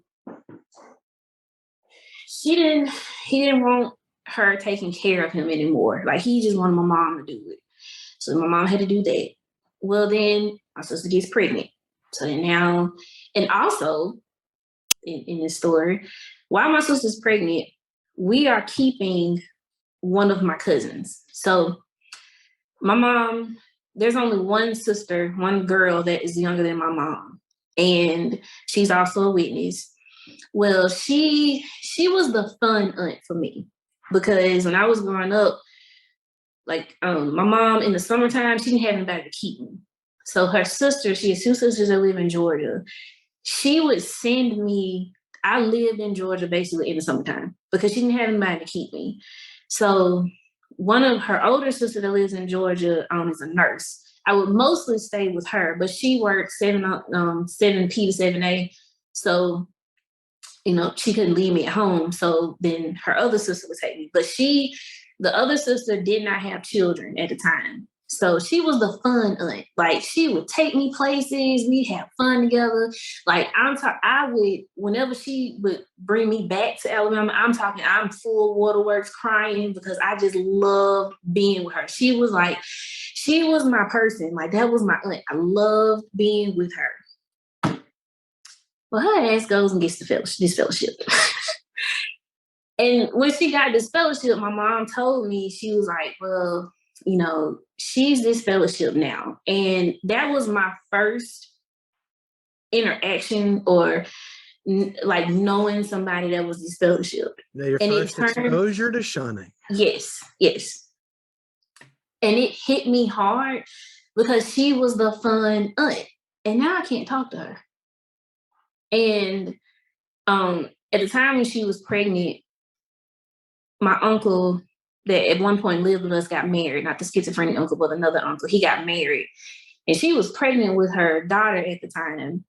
And I remember she came to the wedding and it was I just remember being so just like, ugh, because I couldn't talk to her. Because I couldn't, and there were other people growing up like in the congregation that had been pregnant and I see my mom loving on them and like, and it was just like she wasn't loving on her sister. And that bothered me. And I couldn't talk to her. But after she had, and also I would hear my mom a lot, talking, having conversations and everything. And it came out that my aunt, her sister, she was like, so she was pregnant. That's why she got this fellowship. But she had actually gotten pregnant by someone that was in her congregation and he was married. So I would hear my mom say, she went and got pregnant by a married man and, dogging her or whatever. And so after she had her daughter, she ended up like not, like she would have times where she didn't have anybody to keep her. So at that point, her daughter moved in with us from Georgia. So my sister's pregnant and we've got her daughter living there. And then my mother's other sister, who's pretty volatile, is also living there too. Ugh. All right. So while she's living in the house, she is just, and I'm talking about my mom's sister, she is just like wreaking havoc. I mean, like I said, my mom's arguing with her about, if your turn to pay these bills, she didn't pay it, but it would be like a utility. So of course my mom got to pay it so we can have it. She just used to do just some foul shit. Just one time, she did our laundry and like I had a dress that I really liked and she shrunk it because she washed it the wrong way. And I was so pissed about that. And I said something to her that apparently she didn't like. And I went to go up the steps and she grabbed my foot and yanked me. So I like place planted on the steps. Like she did it on purpose. Her and my sister stayed into it because once again, my sister was very outspoken. My sister would just tell her like, you don't pay for shit in this house, my mama do, all stuff like that. It came to a head so my sister had my nephew, he was born in December. So a month later, that January, my nephew actually, his dad came and picked him up. He was bringing him back. He brought him back and he was hungry. So my sister goes in the kitchen to make a bottle for him. And we had gas stove. So she turned the gas like all the way up because he's hungry. So she's trying to like hurry up and get the milk warm to feed him. Well, here comes my mom's sister starting shit like she does. Keep in mind, she's a witness. Okay. Keep that in mind. So she comes in there and she tells my sister, you need to turn that gas down. You got it up too high. And of course, my sister's like, shut up. Like, I'm trying to warm baby milk. And she was like, why you worried about with the gas? Like, you don't pay the fucking gas bill anyway. Something along that nature. Well, you decide that you're going to punch my sister. Now, keep in mind, my mom and my sisters had plenty of fist fights, and my sister can fight. So now y'all are fighting. I'm watching this whole thing. So they are fighting. And so my mom comes running downstairs trying to break it up. And she's trying to calm my sister down. But in the meantime, my mom's sister goes and gets on the phone and calls the police. So my sister at that point, she had a pot, the pot that she was warming my nephew's milk up with. It was like a rinky-dink pot.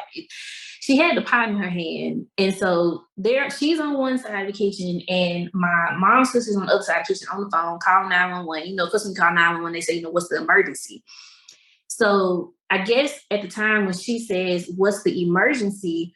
They say, what's the emergency? She says, attempted murder. And as she's saying that, my sister comes across the kitchen lunging at her, like with the pot. But it's not a skillet, okay? It's like a really rinky-dink pot. We did not know this, but my mom's sister was brandishing a knife. We didn't know this. So when my sister goes to lunge at her, she stabs my sister in the stomach. So my sister like falls back and we didn't realize what was going on. And she's screaming and we're like, what's wrong? What's wrong? And she was like, she just stabbed me. And she just walks off and goes in the basement. So of course she's already called the police. So the police get there. And so my mom's tending to my sister and the police get there. And mind you, we've got all of these witnesses. Cause they're not gonna ask me, I was a minor, but we got my mom, my uncle had come downstairs. My nephew's dad and his cousin, that we've all seen this happen. So the police ask what happens. They tell her, we tell the police what happens. So the police is like, well, where's the knife? And we were like, we don't know. She took it with her.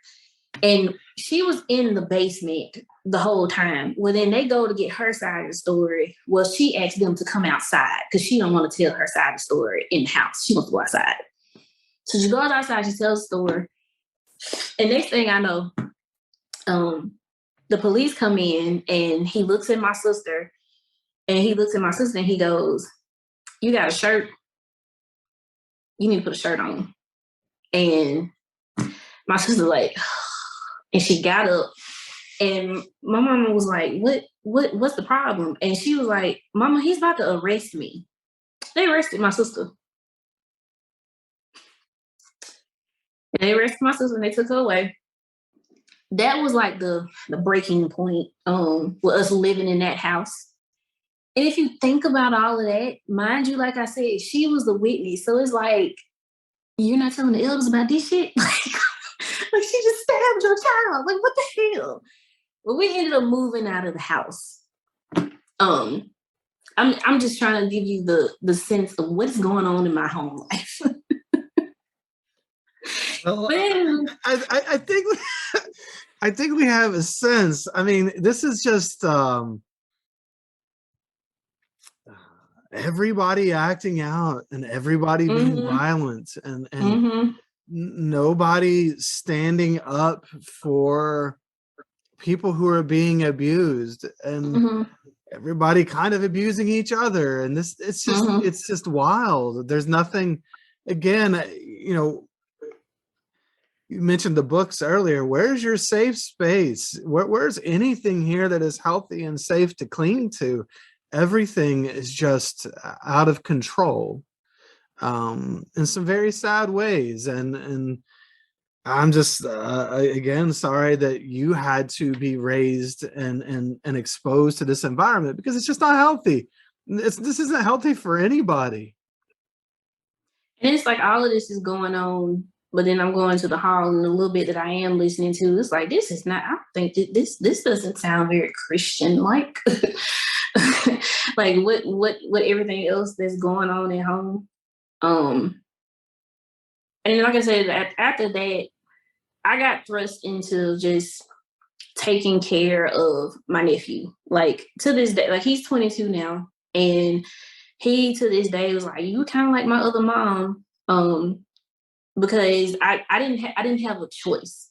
Even after, like when I got to middle school, like after school, of course I couldn't be a part of any extracurricular activities anyway. My job was to take care of my nephew. Like I did not have a choice. I had to take care of my nephew, and that's what I did. You know, that will resonate with a lot of people. I mean, maybe not nephew, but a lot of ex-Jehovah's Witnesses had to raise a sibling or whatever the case for a lot of different reasons, but a lot of people ended up kind of being pushed into that situation at some point. And that causes its own scars at times. You know, even just raising a child that's not yours, sometimes, you know, it's like, well, that child felt like it was mine almost, because you think about it, you're growing up in a very loveless environment where everyone is hurting. And sometimes, you know, the attachment that we were supposed to get from our own parents or whatever, you know, there's no healthy, secure attachment. So sometimes we form it then with that baby, whoever that baby is.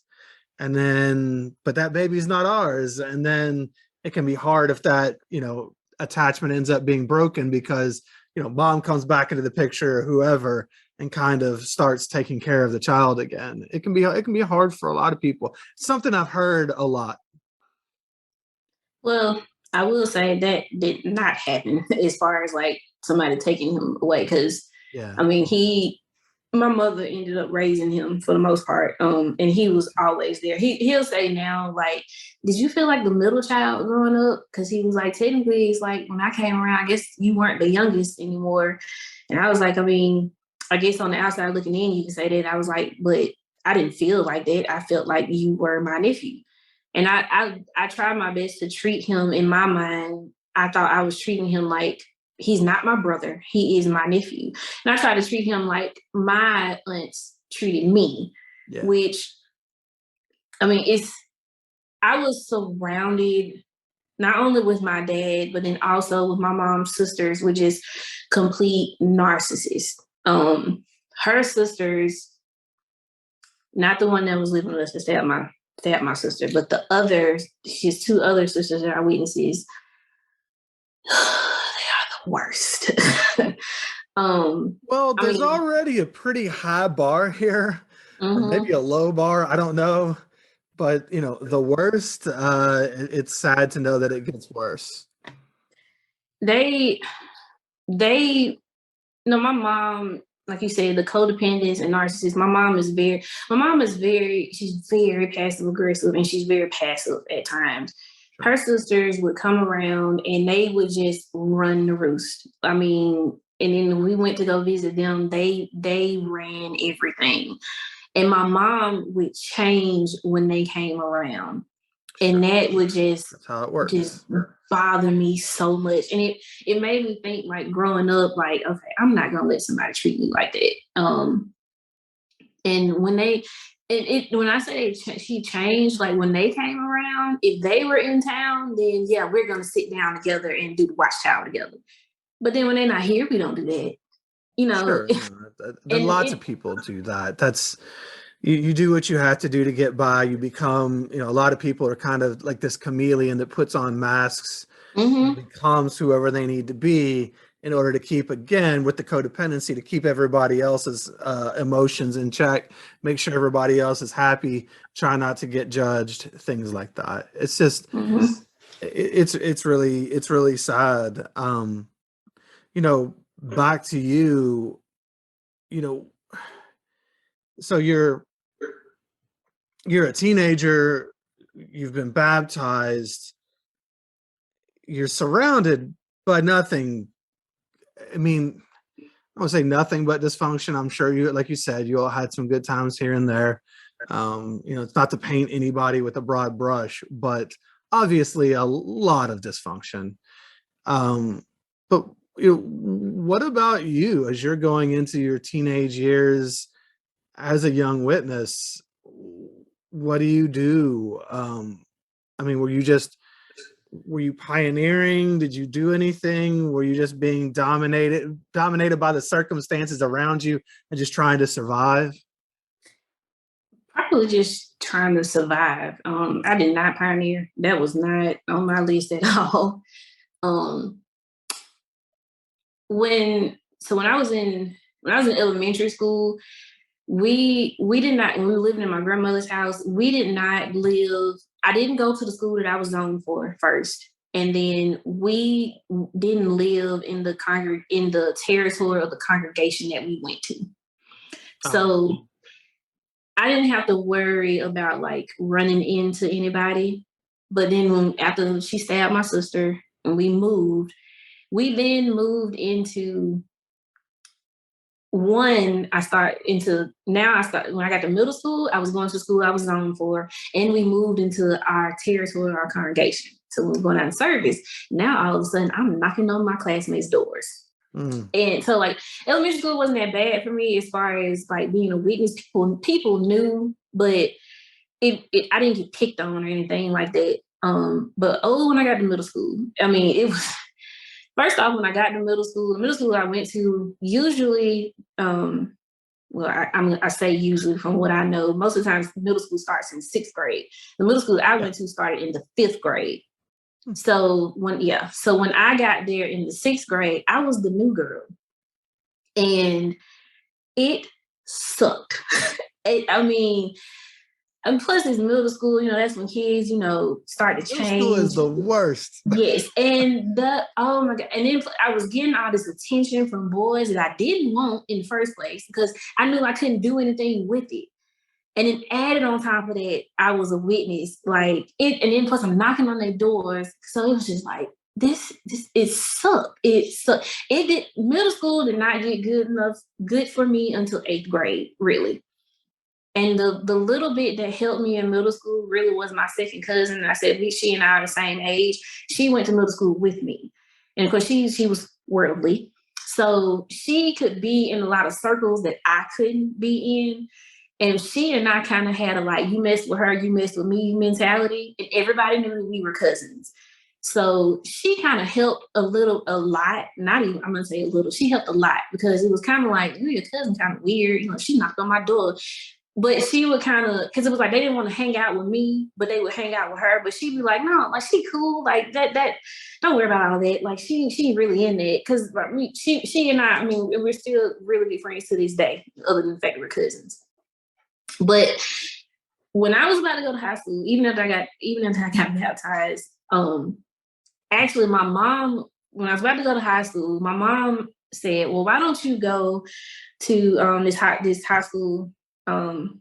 It's an alternative high school, but it's a high school. But when I say alternative, it's like you have to test in and then you have to keep your GPA up to stay there. So she was like, why don't you go to that high school? And I was just like, no. Because like I said, middle school didn't get good to me till 8th grade. So it was just like, I'm not going to be in the middle again. I'm not interested in that. But then I realized that you could live anywhere in the city and go to that high school. So it was like, oh, so we all gonna be the new kids. So okay, I'll do that. That's fine.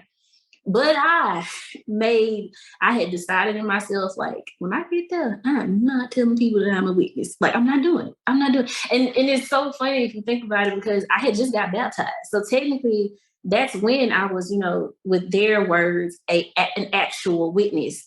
Right. But I had decided, man, I am not telling anybody that I'm a witness. We just gonna go ahead and mom's the word. And it was a few people from my middle school that went to that school with me, but I was like, they probably not gonna say anything. And which they really didn't. And I did not, people ended up finding out, but they didn't find out from me.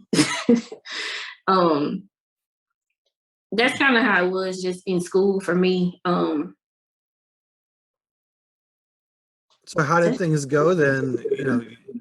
As you're this young baptized witness girl, and you're now in high school. You're approaching, at 18, everybody has some decisions to make, and at the end of high school, I don't know, where did you go from there? So So I was in high school. Something to mention, it's funny because so that same woman that studied with my mom, she was kind of like the fun person in the congregation, and she knew like everybody in the surrounding congregation. She had 3 children, all of them were older than me. But she was, when I say she was the fun person, she was the fun person for the adults as well as the children. Because she would it helped a lot because they always had a pretty big house.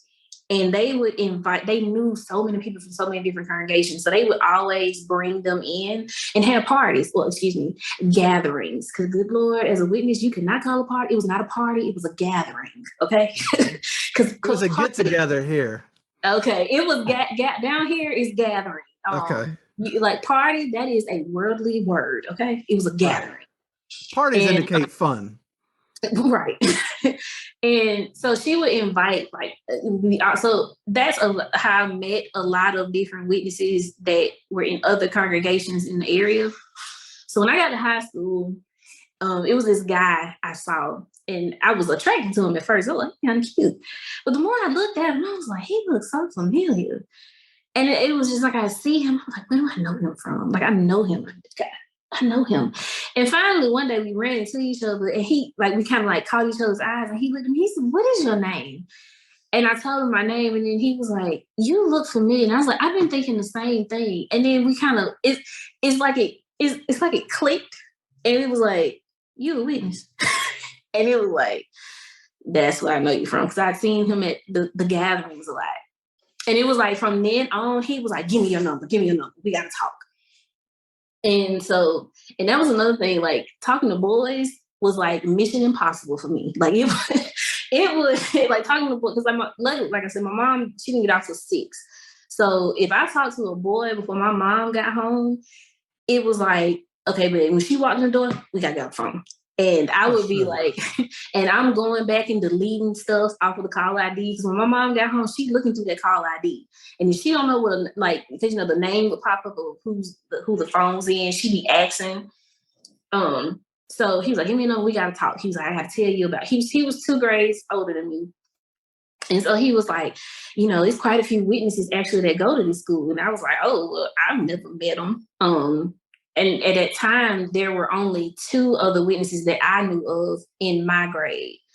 And it was funny because he was like, well, let me tell you something. There's a girl in my grade. She goes to my congregation. He was like, I'm going to let you know right now, if you're doing something you ain't got no business doing, don't let her see you. He was like, cause she gonna tell it. And he was like, ask me how I know.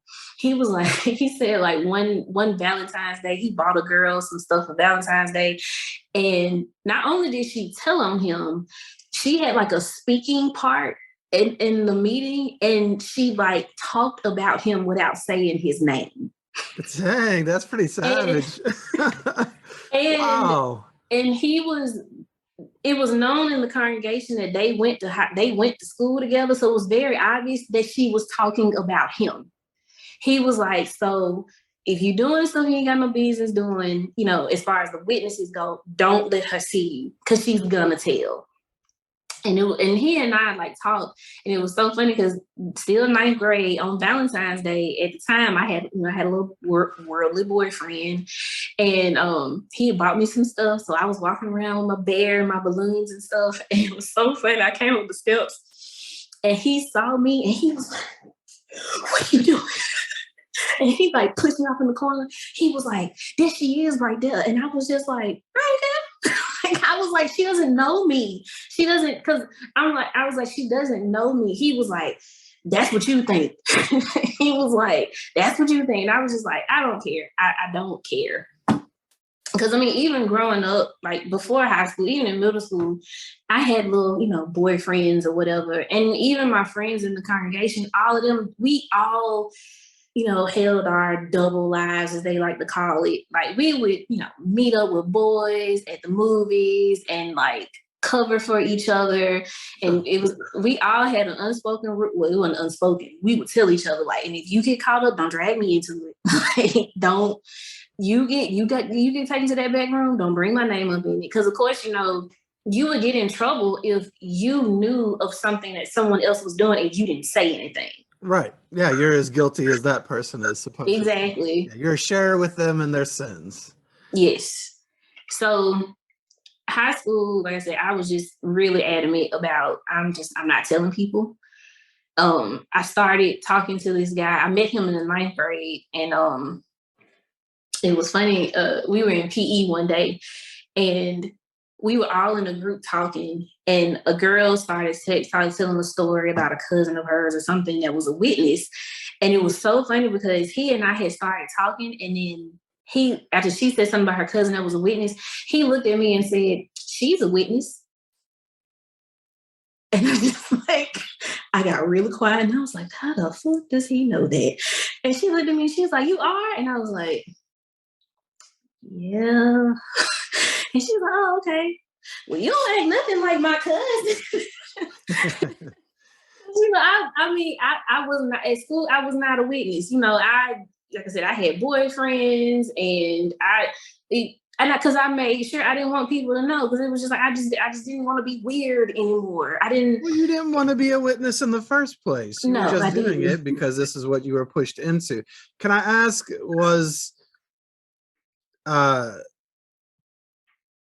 Well, you've got a couple running stories here, but so when did Dad fall out of the picture? Like, so was he still around in high school? It sounds like, because Yes. from what you had said earlier about getting taller and such. So, did he try to influence or have say in where you went after high school, like, and what you did? Allow me to break in here for a second. This channel is made possible by you, the listener.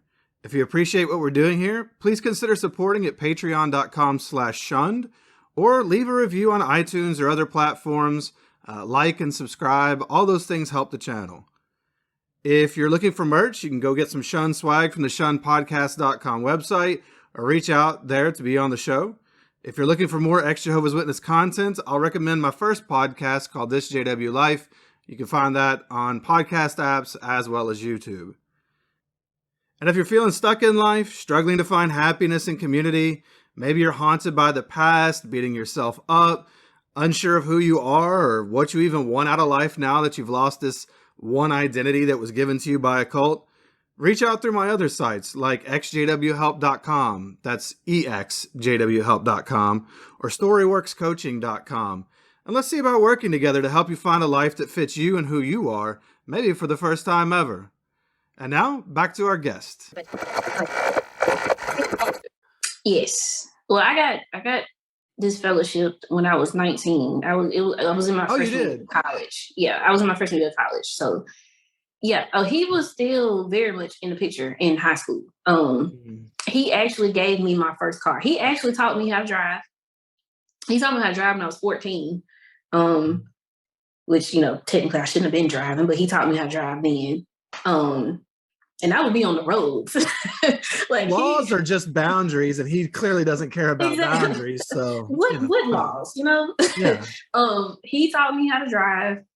And now that I'm thinking about it, when you talk about control, I remember even after I got my learner's permit when I was 15, my mom has a best friend. She's a witness.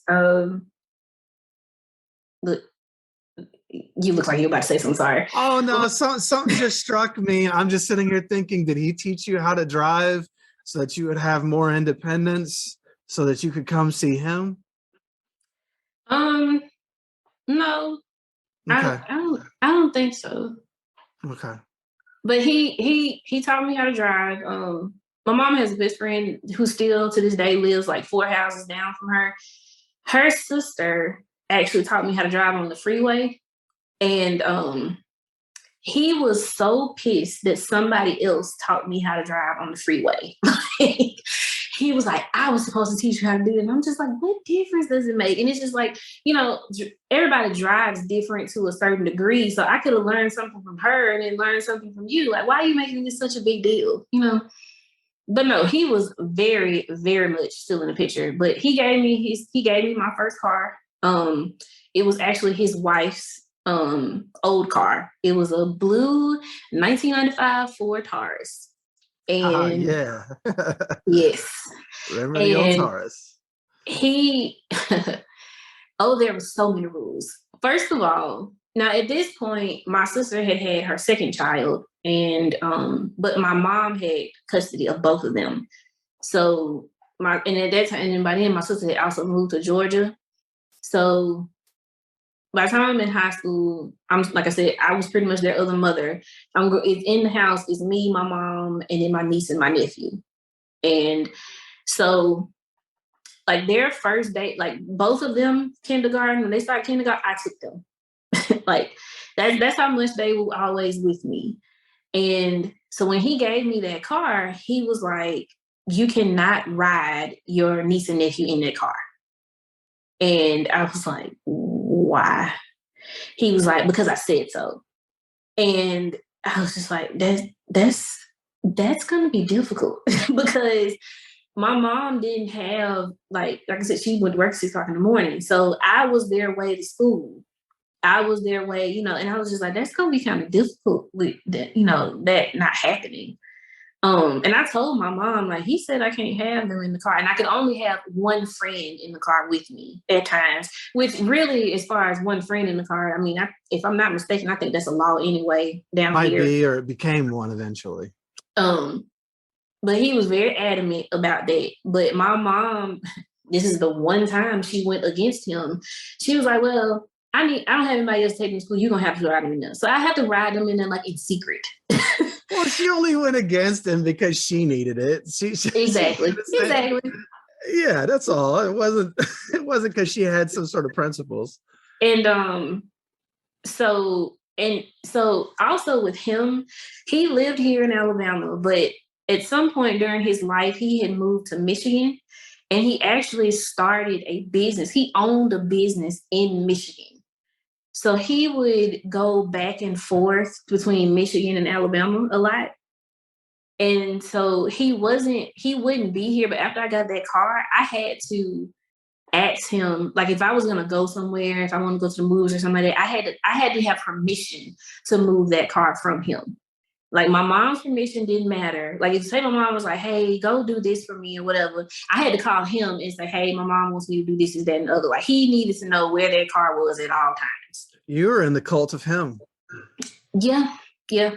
And then, mind you, I said him and his brother lived across the street from, next door to each other. Well, they didn't live, they literally lived like 2 minutes from me. And like where my mother's house was, it was off of a main road. And it's off of like they call it like Besson Super Freeway. And they lived across from it. But the way if they were coming to go to a certain part of town, you had to pass my mother's house. They had to pass it. So if he was out of town, he would send his brother to make sure that the car was in the driveway. Like if I said I was at home, he would send his brother to drive past the house to make sure that the car was in the driveway. So they're stalking you. Yeah. He also with that car, there was one time I was in school and like if he would say, for instance, if I was gonna go get my hair done and he was gonna pay for it, he would come by the school and like go in the car and like leave me the money, but he would rummage through the car. Like when I was in high school and I was driving, like the singer Chris Brown had first came out and I had his first CD and I had it in the car.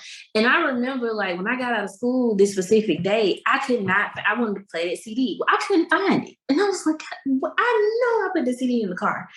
And then like I talked to him and I had to call him like when I got home from school, like, and he would time it. Like because school got out at 3:30 when I was in high school, I better had called him by a certain time. It was like he'd be calling me like, "You not at home yet?"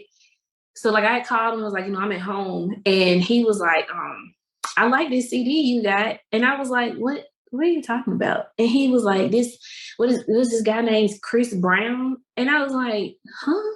And he was like, "Yeah, I came up there and put that money in the car, and I saw this CD, and I want to know what you were listening to." So he had taken the CD. So because I was looking for, he had taken it because he was like, "I just want to make sure you're listening to wholesome music." Are you saying Dad took it or Dad's brother took it? Dad took it. Okay. This is like it's like all the hallmarks of like you're in an abusive marriage and your husband is controlling literally everything you do and when you can come and when you can go and isolating you and going through your stuff and this is the way you had to call before you went anywhere and let him know your whereabouts and everything. This is just, again, it's very, very unhealthy and sick. This guy, I just one makes me wonder who else he's done or doing this to, because this is just, I don't know. Maybe he doesn't have time to do it to anybody because this has to take a lot of time. My God, he's like running everything. I mean, who knows what his own daughter went through? Oh, I can't imagine. I can't imagine. But with you, you're not his own daughter. And I mean, it sounds like he certainly had some other feelings there. I mean, I don't, maybe he didn't have, I don't know. I don't even want to talk about all that. But, he just is a scary guy. As far as I wouldn't trust him around anyone. And also as far as it goes with that car, he'd already told me after I got my license, he'd already told me that he was going to give me that car.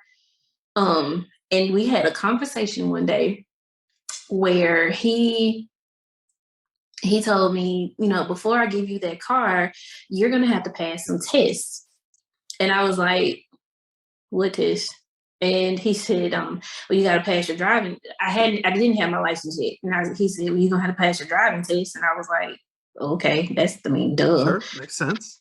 He was like, and there's one more test you're going to have to pass. And I was like, what? And he was like, are you still a virgin? And okay. I said, yeah. Spoiler alert, I wasn't. Um, and he says, okay, well, you can pass that test too. And I said, huh? I was completely lost.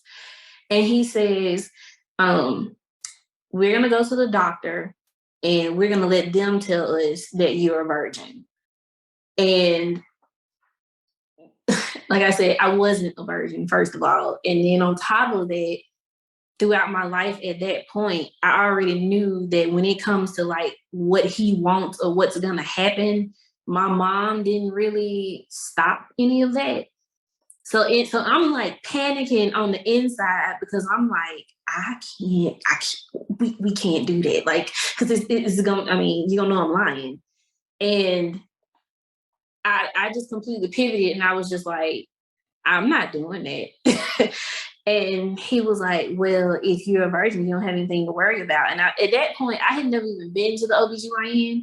So I was like, I'm not doing that. And I was like, you're just going to have to take my word for it. And I said, if you believe or not, you just have to take my word for it. I'm not doing it. And he did back off and left that alone. But once again, like you said, it's just his control. And another word for control is grooming. He's grooming you the whole way. Especially if you think about also, going back to, like you said, we got a bunch of innocent stories going on. But if you go back to when he said he was going to teach me how to have sex, I mean, yeah, I mean, this is obvious. Grooming me. He's grooming you. Yeah, absolutely. Like I said, we got so many innocent stories going on. But so we go back to high school. So the downfall, as I should say, or like when we're getting ready for me to kind of start moving out of being a witness. So my junior year of high school, I started dating the person who's now my husband. We had met prior to junior year of high school, but we hadn't like talked. So we started dating junior year high school, and he and his family are like really, really close. But that's not what I grew up with. Because even though you've got my mom's sisters and everything that are like really involved in stuff, we're not really that close. Because then mixed up in, because like I said, my mom was one of 6 sisters, and 5 of them are witnesses. That includes my mom. So in with that also, you've got a bunch of people that aren't witnesses. And, they have this supreme mentality, so they don't deal with them a lot. So they're all fighting and trying to kill each other. They're clearly not close. That too. So I think we can tell they're not close. Yeah, they're not close at all. But so I started dating my husband, and his name's Darren. I can say his name. so I can stop using those pronouns. Darren. So he and I started dating, and he and his family are super close, which is completely the opposite of what I'm used to. And his sisters, my sister-in-law, is like his oldest sister is 14 years older than him. So she's well older than us. And she was in high school when he was born. So she's like really, really involved with him. And it was funny because when we started dating, one day he was in the car with her, and also with his family, they went to church a lot. Like every Sunday they go into church. They're really involved in church. But like he and I never talked about religion for a reason. So one day he was in the car with her, and she was like, and then plus he has a girlfriend, and his family knows. When I had boyfriends, my family didn't know. So that was odd because we were in like a real relationship. And so I met his parents, and I was on the phone, and he was on the phone this particular day. He was on the phone with me in the car with his sister, and his sister said, what church does Amber go to? And I had like a whole little panic because it was like, oh God, what am I going to say? Because obviously this is important with them because they go to church all the time. And I hung up I was like, oh, let me call you back. Like I got on the phone with him. And I called him back. Like, I waited a little while and I called him back thinking, okay, if he's still in the car with them, maybe we've moved on from that. We're good. So when I called him back, we haven't talked, and his sister goes, she never answered the question. I was like, thanks, sister. And the only thing, because mind you, I said my mom was raised Catholic. My sister actually went to Catholic school for a minute. The first thing that came to my mind was a Catholic church, and I was like, oh, I'll let her Fatima, because that's like a Catholic church in the area. And so she was like, oh, she's Catholic. And I remember like feeling like, crap, I hated to lie to him because I really, really liked him. And at that point, we'd been dating for almost a year. So I was like, crap, I really felt bad for lying to him. So eventually later on, I told him, I was like, I need to tell you something. I was like, I don't go to Our Lady of Fatima. I'm not a Catholic. I'm a Jehovah's Witness. And he was like, what? He was like, well, why did you lie? And I was like, because I'm embarrassed. And I was like, if you only knew why I lied. And it was so funny because afterwards, like maybe like a couple phone conversations later, he had literally gone and wrote down a bunch of questions and started asking me, well, why y'all believe in this? And why don't y'all believe in this? And why y'all do this? And why don't y'all do this? And it was like rapid fire. And I'm on the phone like, I don't know.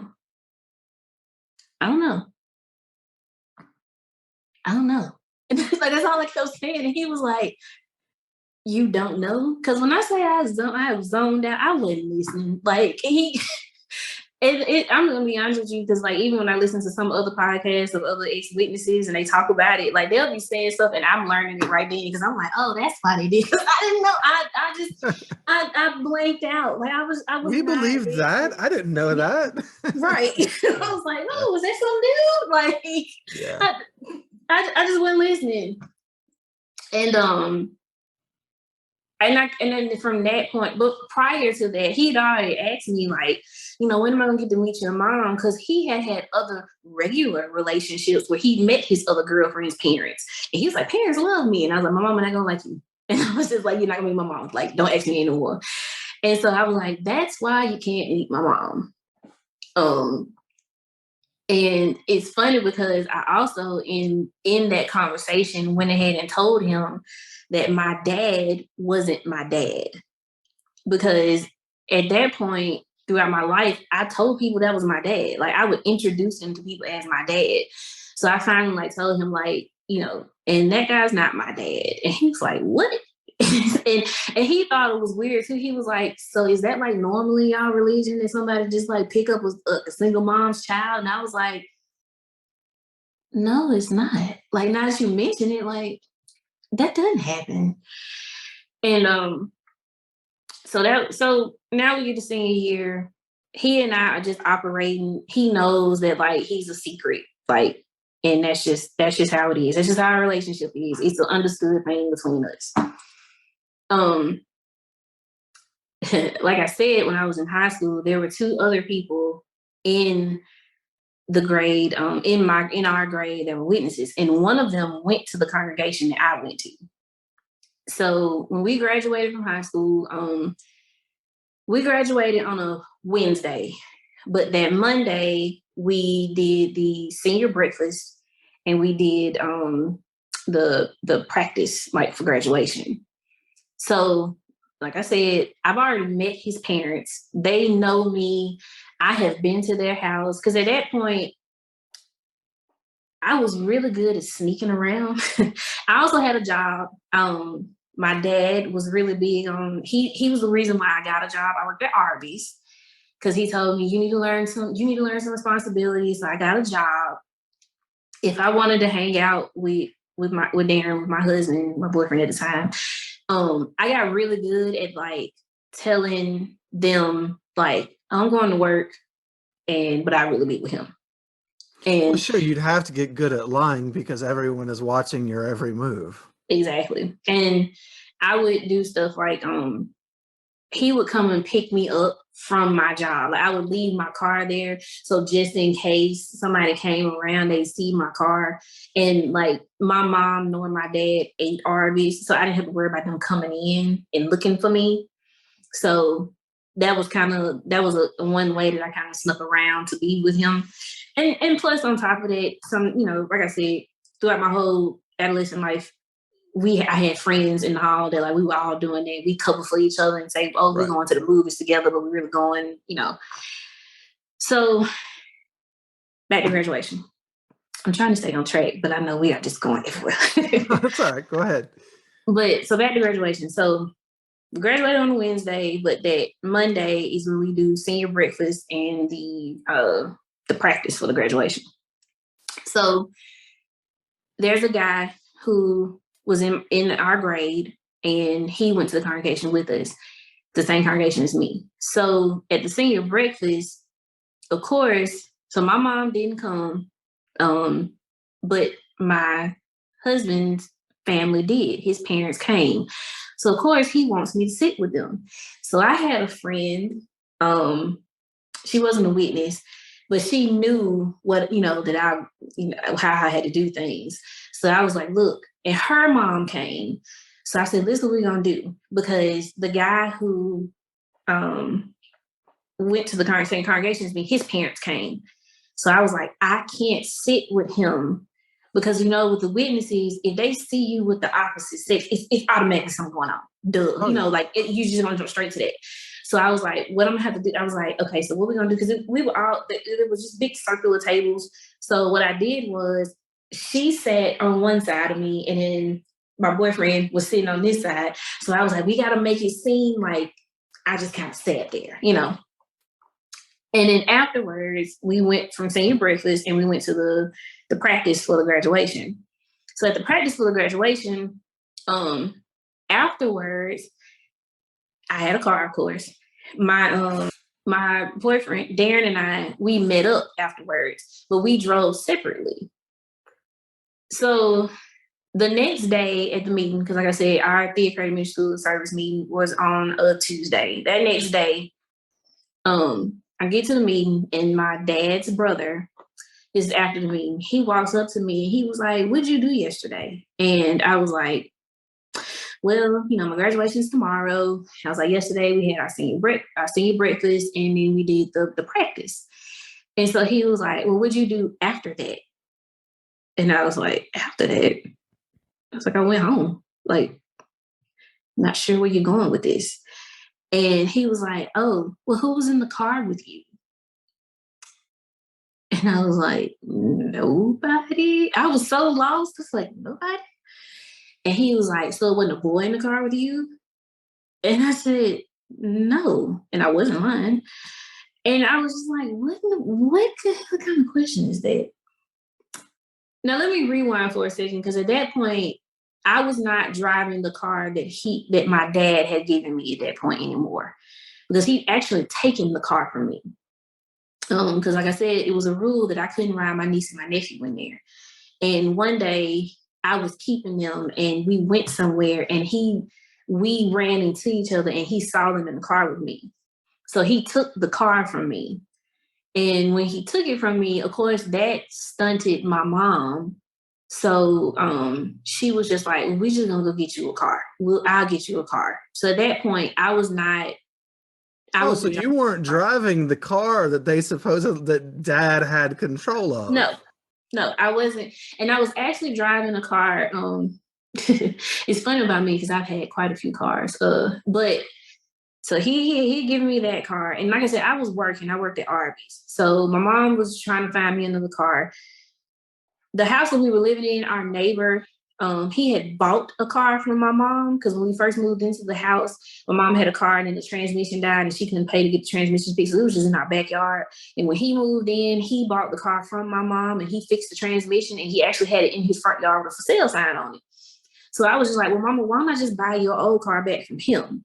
So that's actually what I did. I bought the car from him. Well, that car died on me not too long afterwards. And he actually had another car that he was selling. So I actually got that car. But what he did was he let the money from that car go to the new one.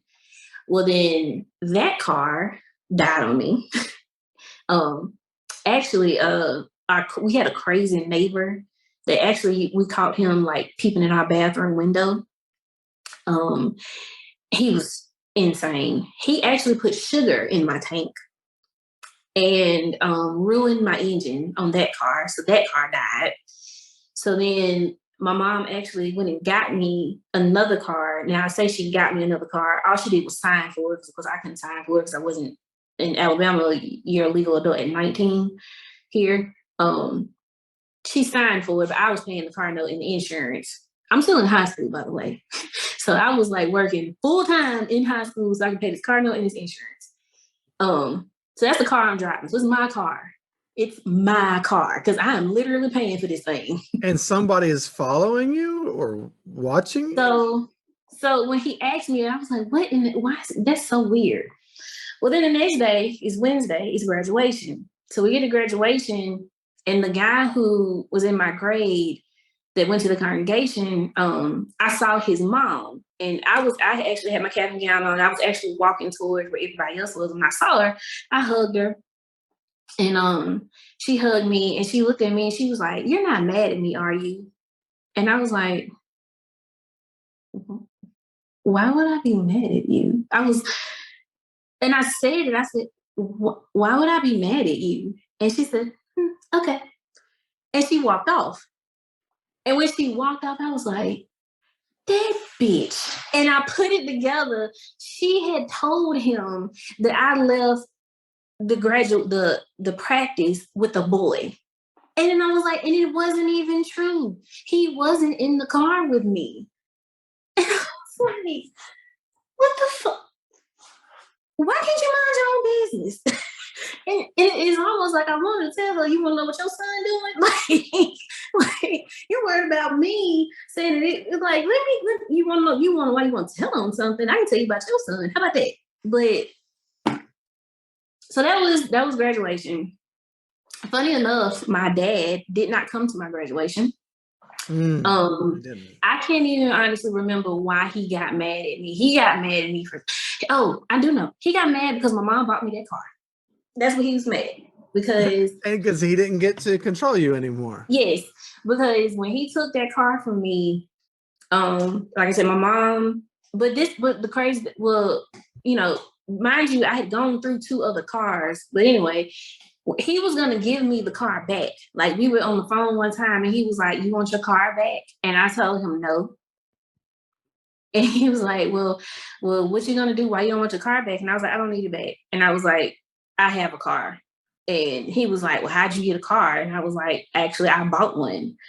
So he was mad, and he was like, well, how much is the car? How much is the payments every month? None of his business. And I told him, and he was like, can y'all even afford that? And I was like, well, I mean, look at the hours that I work. Because like when I was a senior in high school, we had a thing where you didn't have to stay at school the whole day as long as you had a certain GPA and then as long as you got a certain score on your ACT. And I had all of that. So I went to school from 8:30, it started at 8:30 to 12. And at 12, I was done with school. So, and like everybody else, when they were done at 12, go to the mall or go do this or go do that.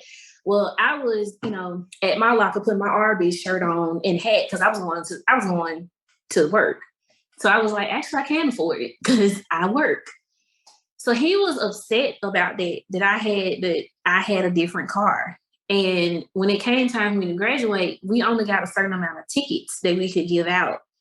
And so I was like, well, but do you want your ticket? And he was like, no, just say that ticket for somebody that loves you. And I said, wow, so dramatic, yes. So dramatic. Let me get on my fainting couch because he doesn't love me anymore. Clutch the pearls. I was like, okay. Wow, what a wuss, I was like, okay, whatever. So, narcissists are so funny because they're like, they project themselves as these strong people, but they're so weak and insecure. And then they get in their feelings like this because of that insecurity. It's give that to somebody who loves you. Yeah. Well, he didn't love you in the first place. You didn't. Exactly. This is all about control. That's Had all it was about. nothing to do with love.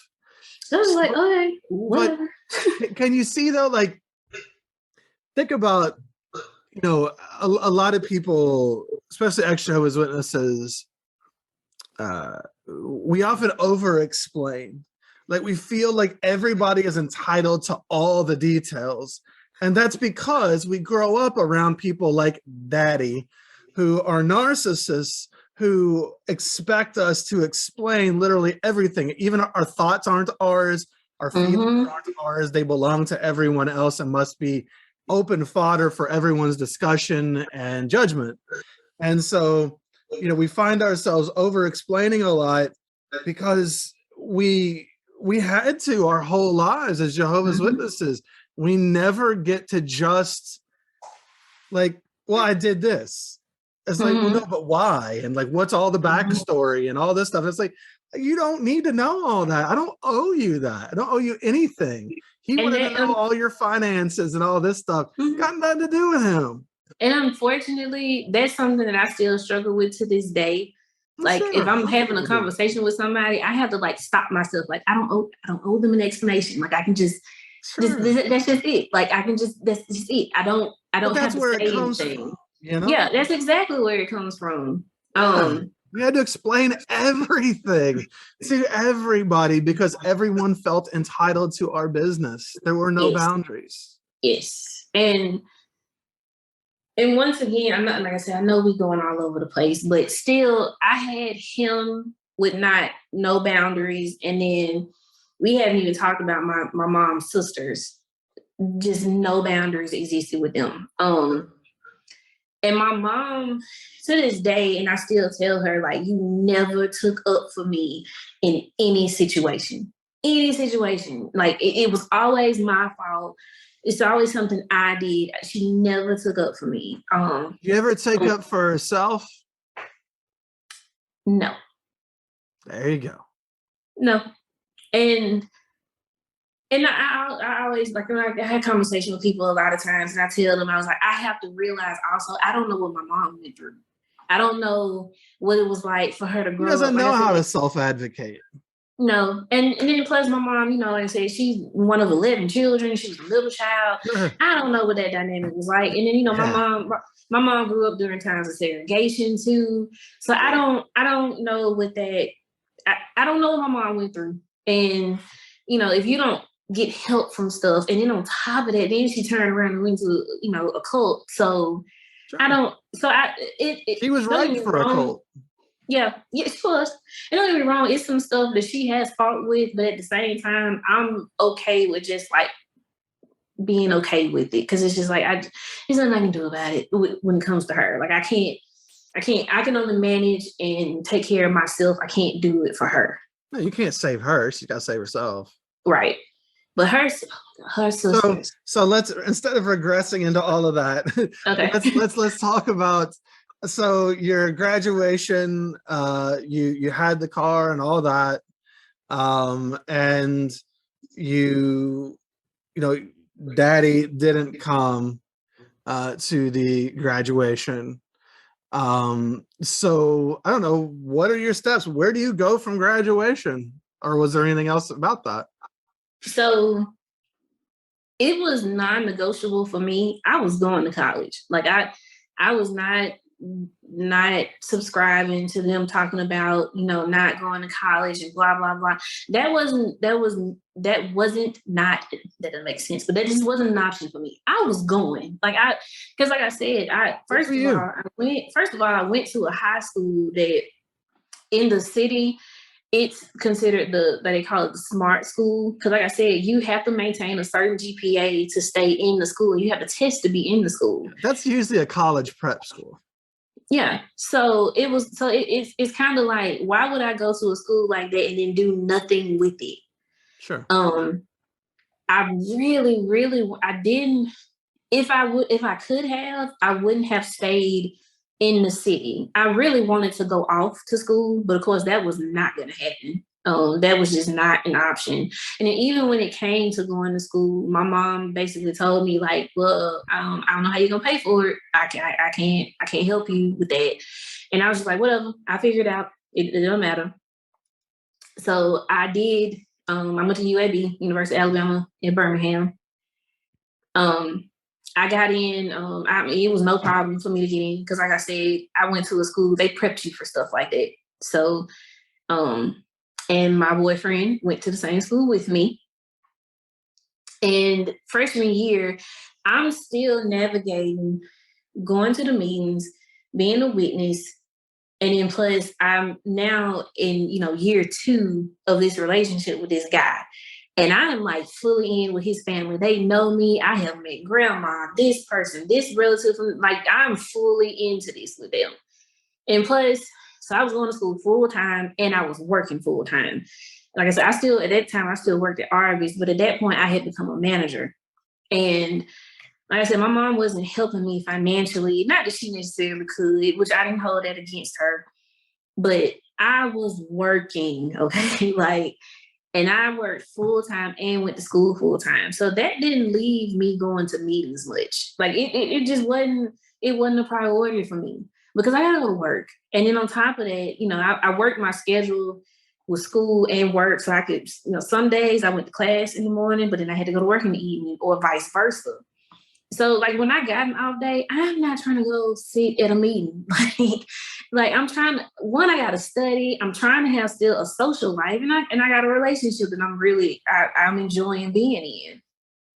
And so by then, of course, Daddy's still in the picture, and his brother, like I said, is in the hall. They are on me. Like his brother was like, are those roast beef sandwiches gonna save you in Armageddon? Like you going to work all the time? And I was like, well, I'm not just going to work, I'm actually going to school too. Well, you're not going to the meetings and you're not this, is that, and the other. And I'm just like, look, I'm on one person, I can only do so much. I'm just not going to do it. I mean, but I made sure to like, if I had a talk, because of course I enjoyed doing it anyway. I did my talk. Like, and I'm like, look, that's the best you're gonna get from me. And when it came to the weekends, I would go out in service, but I had a thing where like, first, woman, we weren't allowed to go alone. But if I went to a door, first of all, I never rang the doorbell. And if I got to that door and you didn't have a doorbell, I was cussing you out on the inside. I'm like, I gotta knock. And if I had a knock, it would be the faintest knock. And like another woman would be with me and they'd be like, you need to knock a little harder than that. And I'm like, and I'm like, please don't come to this door. Please don't come to this door. And then like if it was a doorbell, I would pretend to ring it and I would just stand there. And then like, of course, they want to start talking. And if you hear somebody talking on your porch, of course, you're going to come to the door, but I hadn't ring the doorbell. So I'm sitting there like, please shut up, please shut up. Like, I would get a one word answer, so they would just stop talking. So but I was not going that much. You weren't into it. I wasn't. And let's also say that, Daddy's brother apparently has never had a half-pound roast beef and some curly fries. Armageddon comes, it might be all right. At least you got happy. And that cheese sauce, dipping the fries and that cheese sauce. Oh, and a Jehovah steak. Roast beef and cheddar, yeah. This episode sponsored by Arby's. We have the meats. So obviously though, like I can understand. So you're not really showing up for the witness thing. Daddy is all about control. Daddy's brother is his henchman, and they're like watching you all the time. So they're going to be freaking out. I can see where they've got to be absolutely tripping because you are not doing the thing. This isn't playing out like he planned. No, it's not at all. And so now we're into second semester, and we're actually at the end of second semester because I was going to my summer classes. And it was just like day in and day out, it was just like, I'm getting tired of this. Like it's hard to keep up with. And it just came to a head one day. He called me and he was just going, my dad, and he's just going in as regular on this whole tangent about me not coming to the meetings, blah, blah, blah. And this is and the other. And I'm just like, I'm just sitting there holding the phone. And it's funny because my boyfriend was actually, we were together. And so I'm just like holding the phone and I'm looking at him and he's just kind of shaking his head because he knows what's going on. And he was like, you know, if you don't go to the meetings, you're going to eventually, then plus you're going to school, so you're going to eventually start getting these bad influences. This is going to happen. And next thing you know, you're going to be having sex and blah, blah, blah, blah, blah. And it was just like, and the more he kept going on, I was just like, you know what, it was like, I just was like, I'm done. I'm done. And so when he said you're going to be having sex, and I was like, well, that time's past. I'm already doing that. And I just blurted it out because I was just done. I was just like, oh, and it was like the more and more he kept talking, he was just making it seem like I was just like such a bad person, and I'm not, and I wasn't, and I'm like, I'm not gonna. He was. And just keep listening to you just like bash me. And it's just like, you know, I've got other people that are telling me you're doing such great things. Like I said, I am working full time and going to school full time. I had good grades, you know, like it's not many college kids that are doing that, working full time. I'm talking, I was working 40 plus hours a week and going to class. And you know, I was paying my tuition. That was another reason why I was working so much. I had to pay my tuition. And it was just like, you know, you got all these other people talking about how great how good I'm doing. But then when I get behind closed doors with my family and all those other things, I'm not shit. And that was just, and then it was like, and then this is year one. This was my freshman year of college. And it was like, I have maybe 3 more years of this shit. I can't do this. And so it was like, you know what? That shit was said. All right, I've been having sex. And he was like, what? And he was like, so you've had sex? I said, yeah. And it was so funny because my husband was sitting there like this. He was like, I can't believe you said that. And he was like, well, how long have you been doing this? And I was like, that's none of your business. And he was like, what do you mean it's none of my business? I'm your father. And I said, actually, you're not. And he was like, well, I've been your dad since you were however old. And I was like, well, technically, you're actually not. And I was like, so do with that as you want. And he was like, well, you know what you need to do. You need to talk to the elders. And I was just like, okay, whatever. And he was like, well, I'm going to give you a week to tell them yourselves. And if you don't tell them, then I will. I was like, all right, cool. That's fine. And I hung the phone. And like my husband was sitting like this.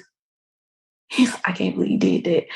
And I was just like, I'm just done. And I think I might have cried. I'm just done. I'm done. I'm done with this. I'm done. And so I told my mom first. I told her, I was like, yeah, I need to tell you something. I was like, well, I got a boyfriend. And I've been having sex. So yeah. And she was like, yeah, I kind of had a feeling about that. Which I skipped over. I forgot to tell you that they found out I went to prom. So I had to go to the back room for that. They didn't do anything to me, but they were just like, you know, we heard you went to prom and blah, blah, blah. So they were like, you went with some boy, and they were like, are you still talking to him now? And I was like, no, but anyway. So mom was like, it's the same boy you went to the prom with? And I was like, yep. And I was like, so I said, I'll tell the elders. And the next time we went to the hall, I actually told Daddy's brother. And I was like, I need to have a judicial committee. And he was like, why? And I was like, well, some stuff I need to tell y'all. And he was like, well, I can't be a part of it because I'm too close to you. So it'll be this brother and this brother and this brother. And I was like, all right, whatever. So they told me, you know, come. My judicial meeting was on a Sunday, and they told me to come after. Excuse me. They told me to come after the meeting. So I went, and when I got there, it was 3 brothers, and one of them was like he was the presiding overseer in our hall. And they were like, "So Amber, what is it that you have to tell us?" And I said, "Well, I fornicated. I just put it like that. I just straight said it. And I said, I have a boyfriend. I'm not breaking up with him. I've been with him actually for some years now. And yeah." And they were like, "So you've been having sex?" And I said, "Yes." And they were like, "Well, what kind of sex?" And I was like, "Sex? Like, I don't, sex and everything that comes with it, like whatever." And then it went into, because of course these are all men that I have known my whole life. So then it went into, well, they made it seem as if, because I can't remember what scripture they read, but they had me read, and it was a scripture about serving 2 masters. Mm-hmm. And they made it seem as if basically the presiding overseer, he told me, he said, you love this boy more than you love God. That's basically what he said. And I was like, no, that doesn't even go together. Like, that's not even that's 2 different things. And then they turned into, well, who is this boy? And they were like, how did you meet him? And then of course they brought up the prom. So they were like, is that the same one you went to the prom with? And I was like, yeah, it is. And so you met him at school. Well, what's his name? And I was like, you don't need to know that. I was like, y'all don't know him. I was like, you don't need to know his name. It doesn't matter. And they were like, well, I mean, does he have a job? And I said, actually, he does. And well, he's just gonna be with you while he's getting what he wants, and he's just gonna leave you after he gets what he wants. And I was just like, okay, well, if that's the case, we'll just cross that bridge when we get to it. And that Jehovah's Witnesses, though, they're gonna be with you while they get what they want. As soon as they don't get what they want, they're over you. And the entire time, like they commented on my like the way, because I'm kind of like sitting there like this, because I'm just like, and they said something about, your demeanor is just so you don't care. And I was like, because I don't. And they were like, one of them asked me, I remember he said, well, what are you rebelling from? What are you trying to rebel from? And I was like, I'm not rebelling from anything. I'm living life.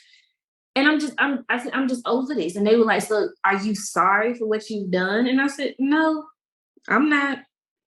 And they're like, are you going to continue to see him? I said, yes, I am. And, they told me I could leave the room. And I went and sat out there, and I could hear them talking. And I could hear them saying, well, she's like a daughter to me too. She's, I've known her since she was born, and she's like a daughter to me too. I could hear them saying that, but they were like, but it sounds like she's not repentant. And I think I heard them, but I'm like, it was funny because I was actually going to my boyfriend's house after that. So I'm texting him like, yeah, I'm almost done here. Yeah. I'm texting, because I'm just like, whatever. And they pulled me back in the room, and they were like, you don't seem to be very repentant, and it is our decision. We are going to disfellowship you. And I said, okay.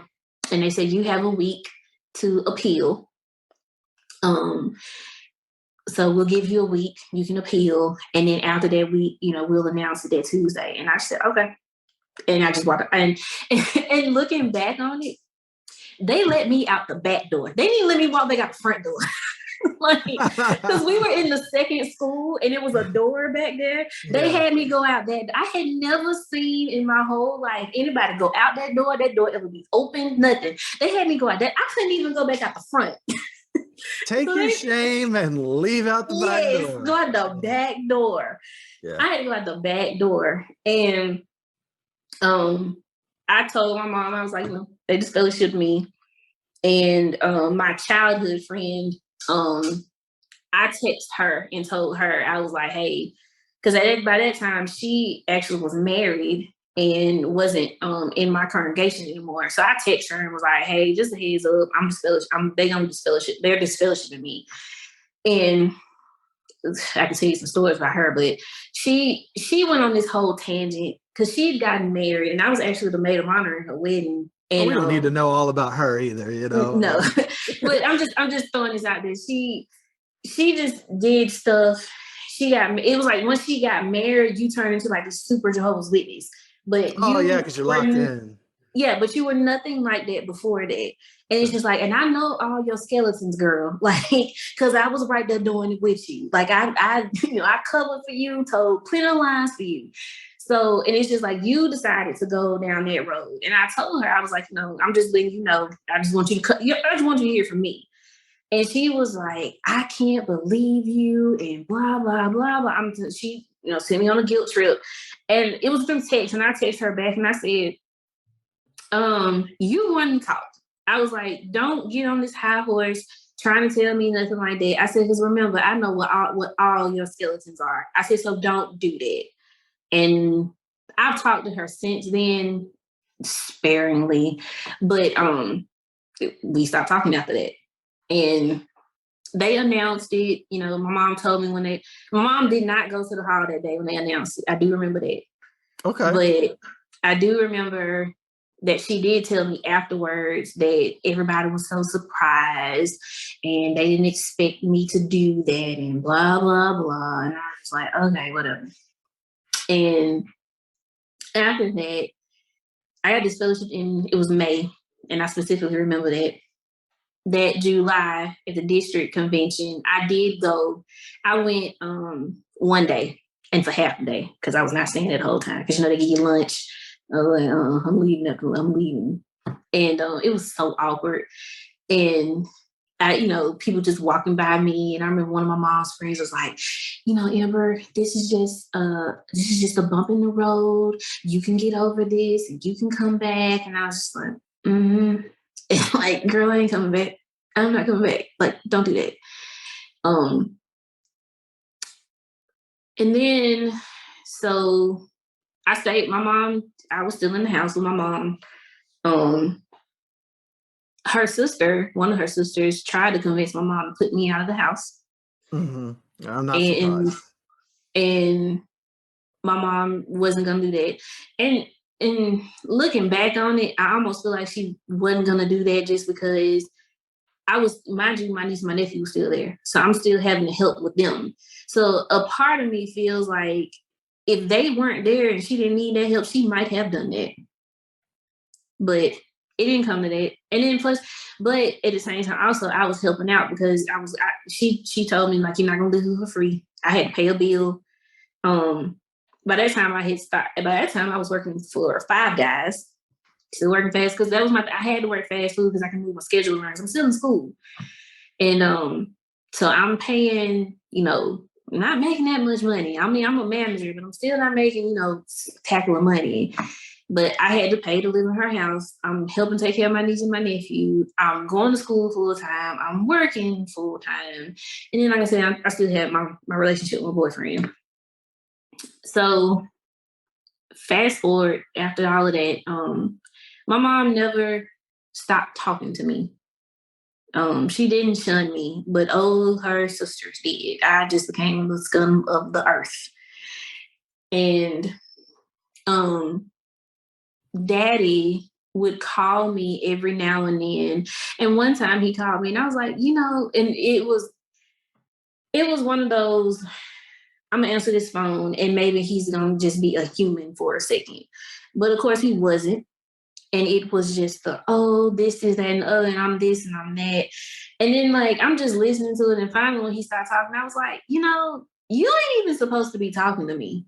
Like I hit him with that, and I was just like, because technically only family is supposed to talk to me. I said, and you're not my father. I kept saying that. I said, you are not my father. And he didn't call me for a while after that. And so then by now, still that was just life. I was going to school, working full time. That's just what it was. I was not going to meetings. Starting off after I got this fellowship, my mom would be like, you gonna come to the memorial or, the special talk. They had a special talk after the memorial. She's like, you gonna come? And I'm like, no, I'm not. And eventually she stopped asking me. But one thing she would keep doing, she would she would tell me, well, such and such asked about you. And I always say, well, you know what? I've had the same phone number since I was 16 years old. If they want to know about me or anything like that, I said, I'm not dead. They can call me. I said, tell them that. So next time they ask you, tell them if they want to know something about me, they can call me. I have the same phone number and I'm not dead. So eventually she stopped saying stuff. So then, so I ended up getting engaged. I actually got engaged going into my senior year of college. Instead of 4 years, I graduated in 5 years. But anyway, so we got engaged. I'm all excited and I'm like, yay, I'm getting engaged. And a little part of me in the back of my head was like, ha ha, because y'all talking about he gonna leave me, you know? And so planning the wedding, I'm excited because I'm a woman excited about getting married. So I'm like asking my mom, like, can you help me? And she was like, no. Like, okay. So are you just not gonna help me because like you can't pay for it, or you just not gonna help me because of the situation? And she was like, it was kind of like both. And it's like, all right, duly noted. So my in-laws really came together and helped get my wedding together. And it was also me. I was paying for a lot of stuff. And I had 3 best friends from high school who we are still best friends to this day. It's funny because all our names, my name's Amber, and I can say their names, Brittany, Sadie, and Demetrius. So we call ourselves the ABCD group. They helped me like get all my stuff together, and I got married. But before I got married, one of my mom's sisters, she called around telling people not to come to my wedding. Like, because mind you, like I said, my mom's, all the rest of them are witnesses, the sisters are. So she was calling those sisters. And mind you, my mom's sister was still disfellowship, the one that had a child by the person, a married person. She was calling everybody and making sure, and reading scriptures and making sure to tell them, because I am disfellowship and I'm marrying a worldly person, that they are not supposed to come to my wedding. She went all out, and she guilt tripped it. Oh, that was a horrible word. She guilt tripped my mother, and because she came. Like, she was trying to tell my mom, like, she's not supposed to be a part of it, and blah, blah, blah, blah, blah. And my mom was like, I'm going to my daughter's wedding. And my mom she came to my wedding. She walked down the aisle. She was the mother of the bride. She was there.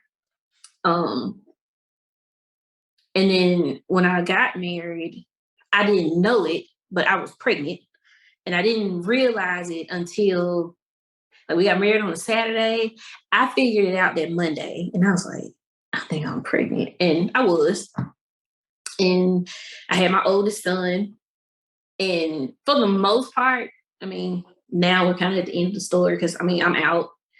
I don't have to deal with them as much anymore, other than when family stuff comes up. Like the last time I was around, like her sisters and stuff. Wait, I'm skipping a big component. I'm sorry. The house that we bought, we live in one of those neighborhoods where like you get to pick what you want, like the house and stuff. Like they build it for you. Your husband bought, right? So you all had a house built, so to speak. Right. Yes. Yeah. Which was like a big thing. Like, I was so proud of myself because I was still in college. Heck yeah, that's cool. Yeah, I was 20 when we got married. Like I said, my anniversary is this coming Friday. I was 22 when we got married, and then my birthday is next month, so I was turning 23. He was already 23. So we're 22, 23, and we bought a house. Like, that's a big thing. Like, to be 22, 23 and owning a home. So when they were building the house, my husband, he didn't live, we didn't stay together. I lived with my mom, he lived with his dad. but he's not too far from here. So he would come by. So it was like cool to watch, like, oh, the walls are up, oh, the cabinets are up and all that. So like he would come pretty much every day and watch and look at it. And so he would take pictures and I showed my mom, like, look, mama, they got this stuff up, everything. So it was one particular day, he and I were out together and we came by the house and they had put the carpet down. And the house was almost done. So I called my mom and I was like, oh, mom, the carpet's down. Like, and she was like, yeah, I know. And I was like, okay, how do you know? How do you know that? And so she was like, I took her sister by the house. I said, what? And mind you, that sister, didn't talk to me. And I was like, why would you do that? Well, she wanted to see your house. And I said, but I can't come to her house. So why in the fuck would she want to see my house? And I do not curse with my mother, but that sent me over. I was like, why would you do that? And another lack of boundaries. Exactly. And so I called her sister and I said, hello. And I said it just like that. And I said, you like my house? And she was like, yeah, it's a really nice house. I said, but I can't. I said, but I can't for the life of me figure out why you even wanted to come to my house. I said, because I can't come to yours. So why do you want to come to my house? How do you feel like that makes sense? And she said, well, I wanted to see your house and I want to see where you live so that when you come back to Jehovah, so I know where to send your wedding gift. I said, let me tell you something. I said, first of all, I'm not ever coming back. I said, and second of all, even if I ever did, I wouldn't want shit from you. I was like, that makes absolutely no sense. And we started yelling, and she ended up hanging up the phone in my face. And to this day, she still, you don't talk to me, you have nothing to do with me. She has nothing good to say about me. I've never done anything to her personally. But I am the sum of the earth to her. And it's just like, because I had sex before I got married, why is that so? That has nothing to do with you. I have done nothing to you, but I am just the scum of the earth to her. And to this day, she'll still ask my mom about me, or my mom will involuntarily tell my business to her. And I've had so many conversations with my mom, like, stop telling them my business. And she did that when I was growing up, and she still does that now. And I'm like, shut up, stop telling people my business. Yeah, and that's where you may have to stop telling your mom your business. Oh, I do. I'm very I don't. It's certain things that I do not tell her because I know she can't hold water. She's gonna tell them. It is. Like, for instance, after I got this fellowship, I got diagnosed with polycystic ovarian syndrome. And the first thing, like, when I started researching and everything, I saw that I could possibly be infertile. And that really hurt me. And, it's my mom and she's a woman. So I told her about that. Well, she went and told, and this is after I got this fellowship. So she went and told her sisters. And I remember when I got married, my sister made the comment, like, I didn't tell my sister, but she made the comment. She was like, well, does Darren know about your situation? And I was like, what situation? And she was like, don't you have like that, like some kind of disease that you might not be able to have kids? And I was like, how do you know that? And she was like, how do you think I know? And I was like, why are you telling my business? And she had went around and told, like, it was like everybody in my family knew that I had polycystic ovarian syndrome. And so, like, I had cousins that were saying, like, does he know that she might not be able to have kids? And it was like, well, why would you do that? Like, why are you telling my business like that? And but they got nothing else to talk about. Because their lives are very small and sad. And it's like, I'm so bad. Why are you so obsessed with me? Like, why do you even care? You won't talk to me. You have nothing to do with me. Why does it matter? Like, people that I don't like, I don't care what you're doing. I don't ask my mom about her sisters, what's going on with them, nothing. Because I don't care. I don't care. It's just.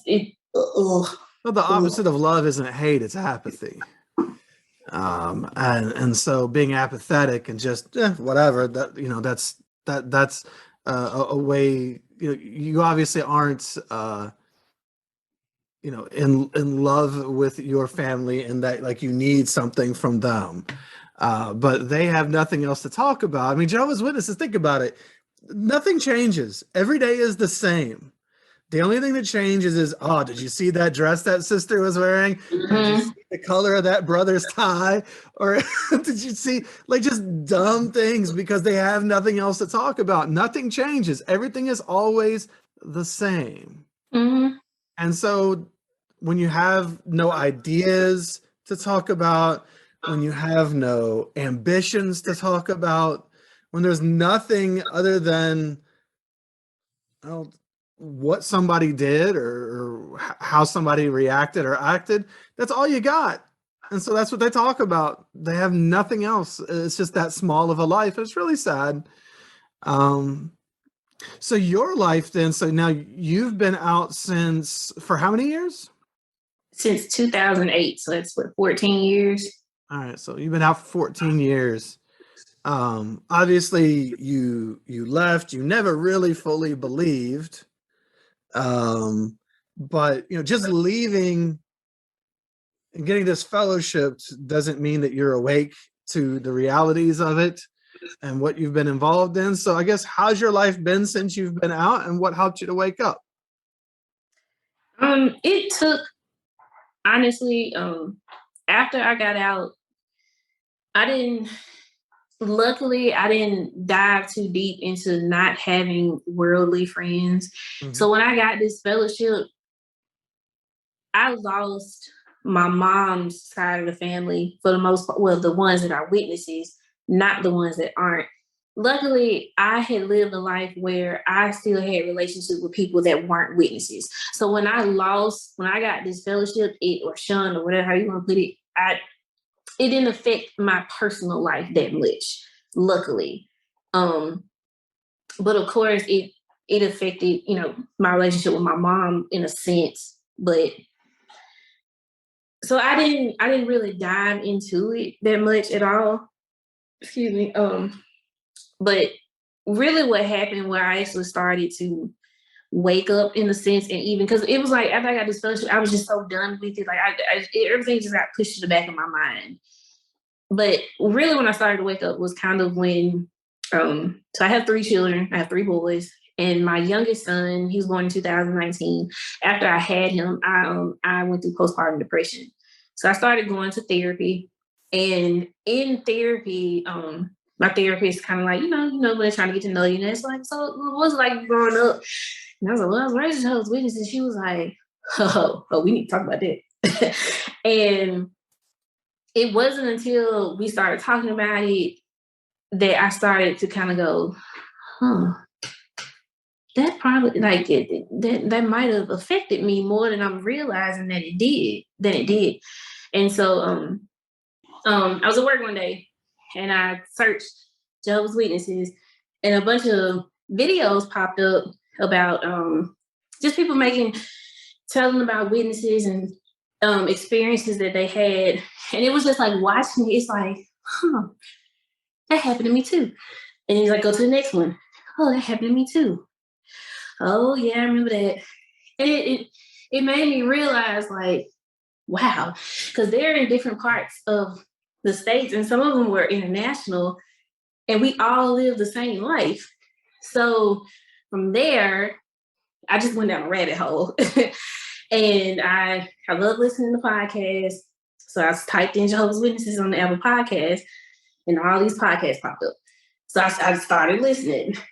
And I mean, it's just like I just went down a rabbit hole and I just started listening to everything I could find, got in some Facebook groups, and I started to realize, like, it's a whole community of us, and all these different experiences. And I ended up finding this JW Life, and I listened to your podcast, and I mean, I couldn't stop. Like, I would go to sleep, take my earpiece out, I'm brushing my teeth, listening to you talk about everything. And it's just like, whoa, this is crazy.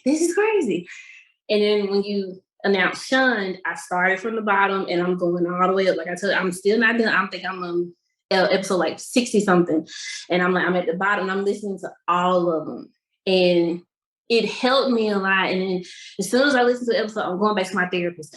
Girl, okay, so this episode and then this happened. And then she's listening and she's like, is that like a normal thing? And I'm like, girl, yes, because that happened to me too. Or that happened in the congregation, this happened, and blah, blah, blah. Like, and then I even shared it with my husband. And I was like, listen to this. And he started listening. And afterwards, he told me, he was like, I understand you so much more now. Like, I get it. I understand why you act a certain way. He was like, because this is ridiculous. This is crazy. And I have an older friend. She's now I actually met her through my mom, but she's kind of like my other surrogate mom. And I told her about it and I had her listen to it. And she was like, I never knew much about the witnesses. And so I'm like telling her these stories and she's listening to it. And when she gets done listening, she'll call me and go, oh my God, Amber. She was like, this is what you were going through. This is crazy. And then, of course, when I started telling her my story and everything else that was happening to me, she was like, that is crazy. And she knows my mother. And it's so funny because just yesterday, because I told her I was going to be talking to you, she texted me and she said she started listening to my JW life. And she said, I'm on the last episode and I got like 5 minutes left. And she said, and guess who calls me? Your mom. And she said, it took everything in me to say, you believe this mess? She said, I just wanted to say, I just want to pick your mama's brain and just ask her, like, what is she thinking? Where is this? And I worked with my mom. We worked at the same hospital together for 8 years. I actually just left this past May. And it's so funny because it's so many people there that don't even know my mom's a witness. She doesn't talk about it, which is odd because, they're very big on preach and blah, blah, blah, blah, blah.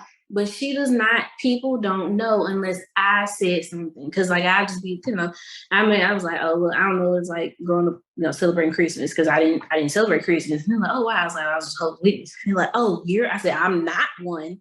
No. I said, my mom is, but I'm not. And they're like, oh, your mom, I never knew that. Because she doesn't talk about it. Because even when people over the holidays, we often come back and they say, how was your Christmas? My mom would just say, oh, it was all right. She does not go off into say anything. And my husband to this day says, well, I think she's ashamed of it. And I was like, she might not even really believe it. It might just be that she's dedicated so much time and lost so much. This is like, I can't get out of it now. Sunk cost. She's already sunk so much into it. She's like, well, I would have to admit that I made this mistake, wasted all these years and caused all these problems for nothing. And that's a very difficult thing for people to face. So it keeps a lot of people in. I even, there's another podcast that I listened to and they actually had an episode that was dedicated. It said, growing up Black as a Jehovah's Witness. And they talked about, which I didn't, to my knowledge, because our congregation, it was mostly Black, but we had quite a few white people also. I didn't witness any racial things myself that I can remember.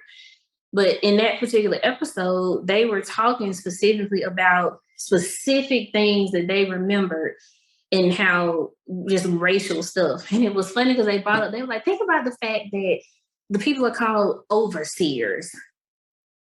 Like that, in slave times, they had overseers, like that's just odd. And they had specific examples of just racial stuff that happened in their congregations. And so it made me, I was like, ask my mom. So I asked my mom, I was like, Mama, have you ever witnessed any racist people, like witnesses or anything? And she said, oh yeah. She was like, you don't remember what happened when we went to Georgia that time? And I was like, Well, she proceeds to tell me a story about how we went to visit her sister in Georgia one time. And her sister had already told her that they were racist in her congregation. And she said, watch when we go to Bible study. and we went to Bible study, and my mom said that a white sister came in and all of the chairs were together. And when she came in, she separated all of the chairs and put so many on this side and so many on this side. And the white people came in and sat on one side, and the black people came in and sat on the other side. And my mom said that she said, "What is she doing?" And she said, "I said it out loud." And she said, her sister was like, "Shh, just let it go. Don't say nothing." And she said, "That's not right." And while my mom was telling the story, I'm looking at her because, mind you, like I said, my mom grew up during times of segregation. My mom was born in '56, so she grew up during it.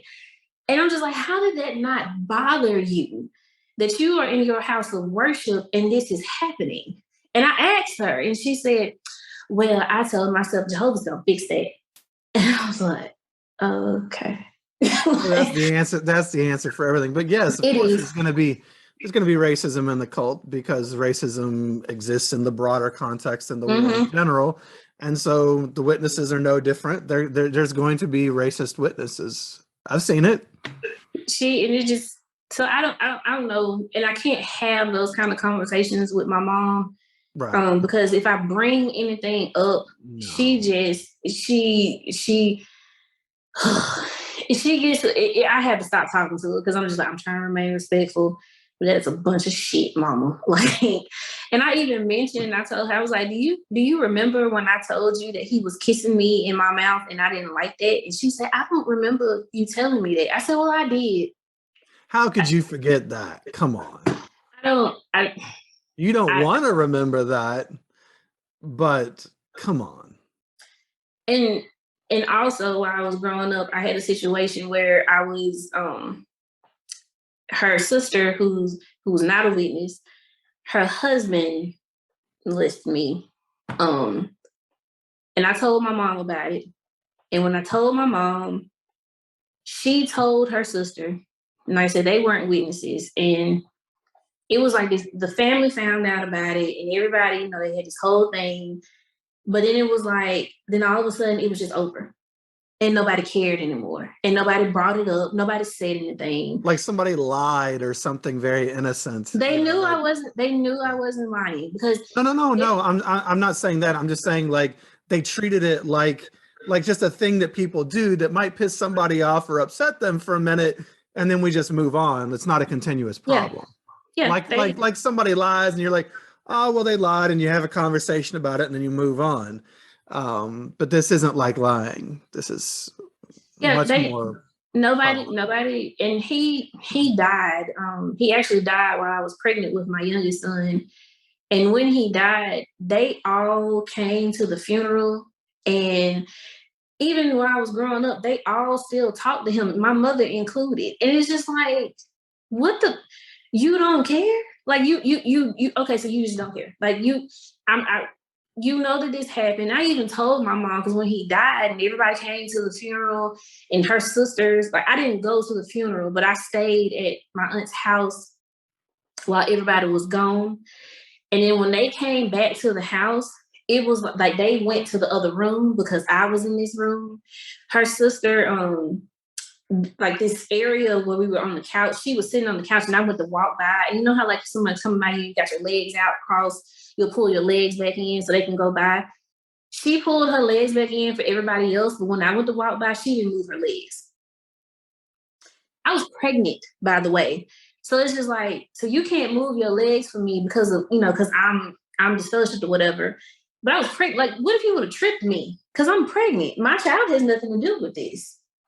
And it's so many examples of just not taking up for me that you just got to deal with it. Like it's not my job to protect you. It's not my job to deal with it for you. You just got to deal with it. And unfortunately, people say that like, you go through all this trauma as a child, and when you grow up, it's your responsibility to get over it. Like I have to take the steps to get over it and move on. And it's unfortunate and it hurts. I'm not gonna lie, but it's just how it is. And it sucks. I can tell you that much. Well, yeah, it sucks. It is up to you to, I would say, heal. I don't really the term get over it. You don't just get over it. you'll always still have some feelings about it. It's always going to hurt, but it's a matter of, on one hand, having your own pain and your own feelings, and on the other hand, trying to, grieve the losses and grieve how you were treated and come to acceptance around it, which just means letting go of the hope that things could be different. So that your own feelings don't swallow you whole. It's just kind of trying to balance it a little bit, and understanding that all the people in your life who have impacted you, these things, those people are all bringing, you said it earlier, hurt people, and they're all bringing their pain and their dysfunction and the things that they've come through life and been exposed to. They're bringing all of that to all of those situations. Most people aren't intentionally horrible to other people. It's just what they know. And it's very sad. It still hurts, but we can work on grieving that and trying to understand, trying to come to some acceptance around it. And then, work on moving through life with some healthier things ourselves, and maybe limiting our exposure to such toxic individuals, instead of continuing to be in active trauma and triggering ourselves by repeating those patterns with the same people. So, there's many facets to it, more than just, lay out right here, but it's, it is something that you can heal from over time, but it does suck. It's not fun. It's painful. You've been hurt in some very deep ways, and it's okay to feel those feelings, sometimes for the first time, but I'm sorry that it had to happen in the first place. There's just a lot of that in this life, and again, nobody wins, everybody loses, everybody gets hurt. So as you're on your process or your path of healing and everything, what do you like about your life today? I know you've got your husband, your 3 kids. I assume you got that house built at some point. You may not be in that house anymore, but what do you like about your life today? Anything that you want to make up? The freedom, the absolute freedom of just not worrying about doing something that is not Christian like, or just not having to worry about somebody, telling that you're not this or you're not doing this. You're just not that spiritually strong person. And just not having to worry about somebody just being in control of me. I've learned, and I have to tell, I'm a big person of telling people certain, like, I do not like when someone has, you have your own feelings of how you want your life to be, or you want things to go what you will and will not do. I do not like when people try to press that onto others. I mean, everybody's gonna have an opinion of somebody else, but when they try to make someone else feel bad because of how they want to do it for themselves, that gets under my skin, and I will call you out on it, and I'll be like, well, just because you don't like that, don't mean and that's because of what I went through, because I had to go through, because you don't feel that's kosher or that's good or whatever. You're going to push that on somebody else and try and control them and make them live the way that you live. But that doesn't mean that you're right and they're wrong, or vice versa. I tell people all the time, like, 2 + 2 is 4, but so is 3 + 1. Like, everybody doesn't have to do exactly what you do or your thoughts. For sure, opinions aren't facts. Exactly.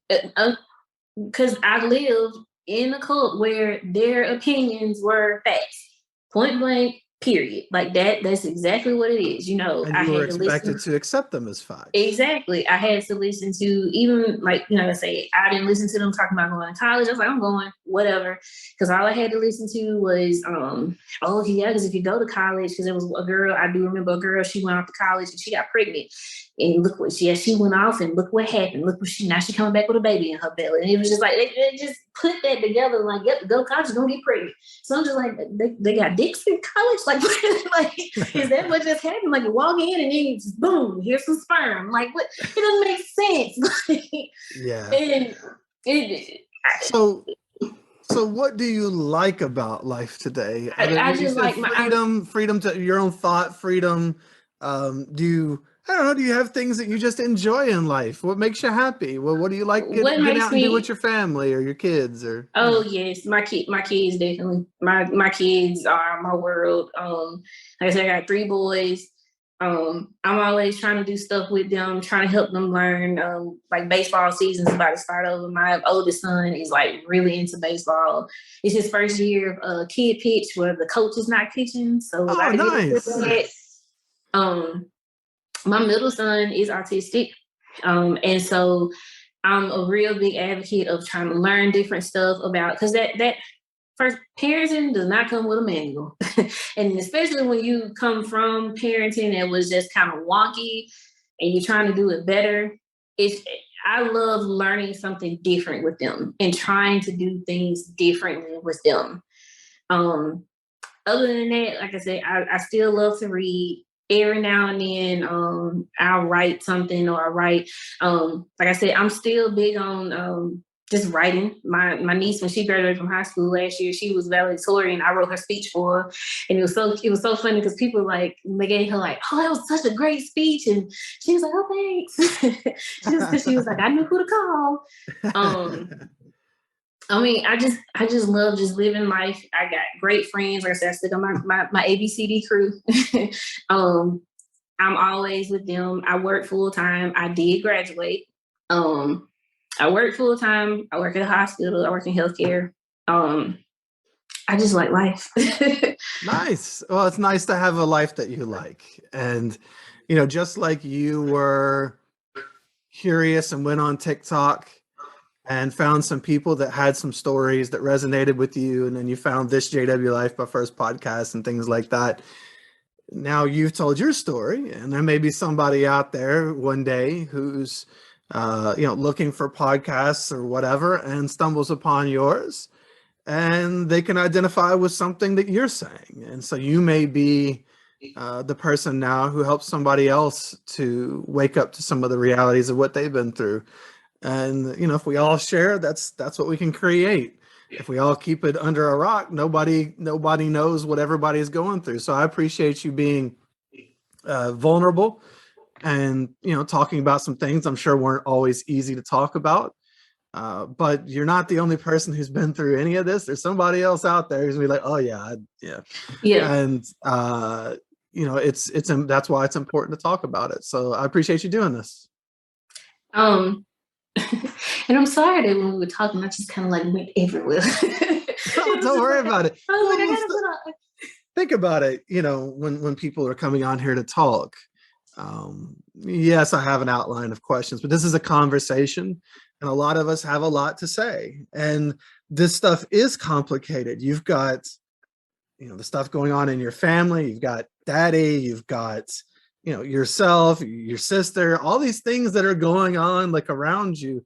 It's not easy to just sit down. I remember when I did this JW Life, trying to like make it chronological without going down all it's very difficult. So this isn't that's why I don't edit these conversations a lot, because they should stand for what they are in that moment. This is how we talk when we have conversations, isn't it? This isn't professional storytelling time. We're not all sitting down and writing out our story from A to Z. Everybody is going to just tell their story their way, and it's a reflection of some part of who we are, and that's awesome. So good for you. And well, two more things I say, because one, I forgot a part of the story that I still had to tell when I was talking about my mom's trauma. I forgot to tell what I meant by that. But the first thing I want to say is funny. When you just asked me like what I like about life, I want to say something else that I'm still struggling with, and I had to realize that it kind of came from being a witness about putting other people before you. I still struggle with that to this day. Because even when you just asked that question, you were like, "Well, what do you like?" And I'm like, "Crap, what do I like?"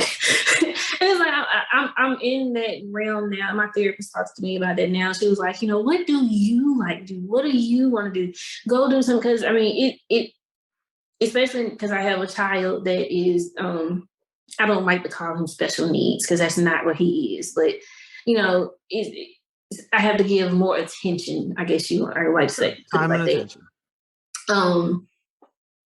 attention. I'm in a budding process of trying to put myself first and start to do stuff for me. Like even how we're talking right now, when you put that post up and you had that availability, I was just like, I'm gonna do this for me. Like because I sent that message to you immediately.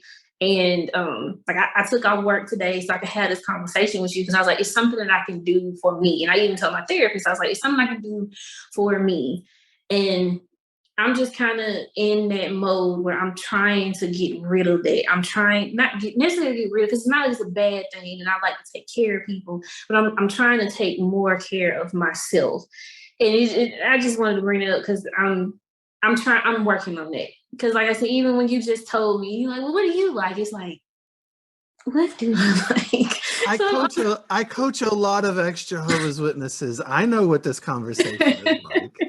I know how hard it is to put that to bed, because so boundaries are the place at which I can love both you and me well.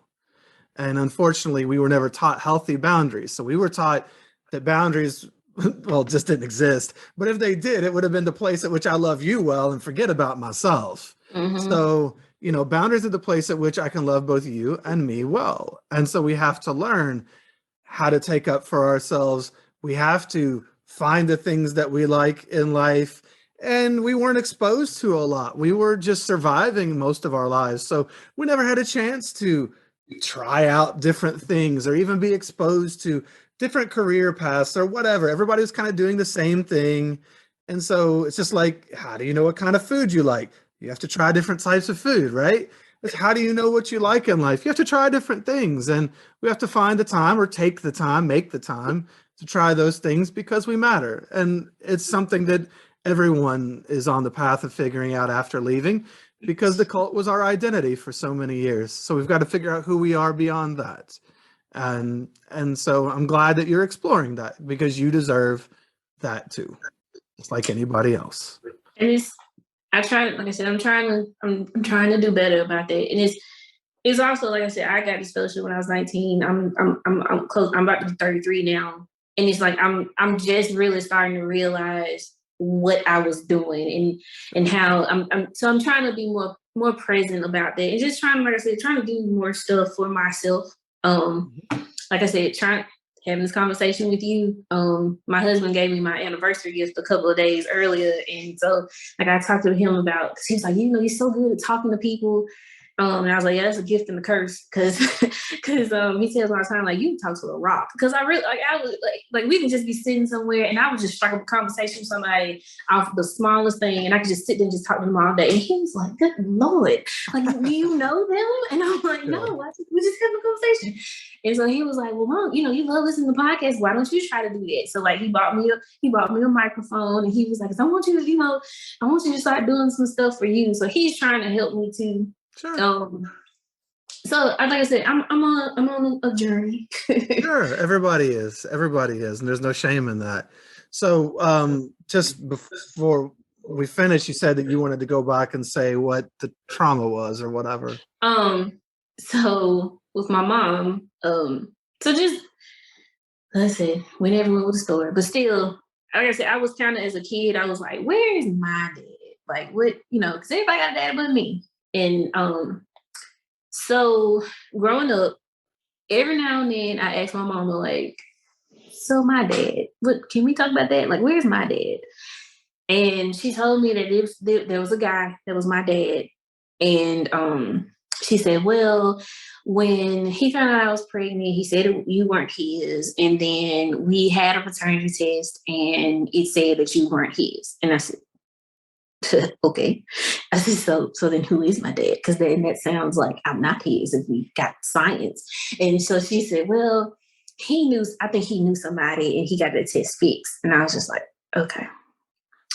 Now, growing up, I had a cousin, a male cousin. I would go to his house all the time, and I didn't understand how he was my cousin. Like, where did he come from? Because he wasn't my cousin on my mother's side. He was my cousin on my father's side. which was confusing because I was like, okay. And then so like his mom would take care of me a lot. Like I go over there, I spend the night over there, all kinds of stuff.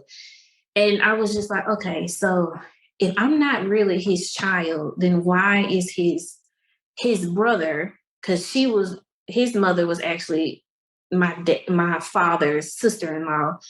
And I was like, if I'm not really his child, then why is his brother and his wife, why are they dealing with me? Like that doesn't make sense. So years go by. Like I said, I'm still trying to figure it out. I got to the point where I just didn't ask her anymore. Because even when I brought it up, she would get so pissed. Like I'm talking like just mad about it.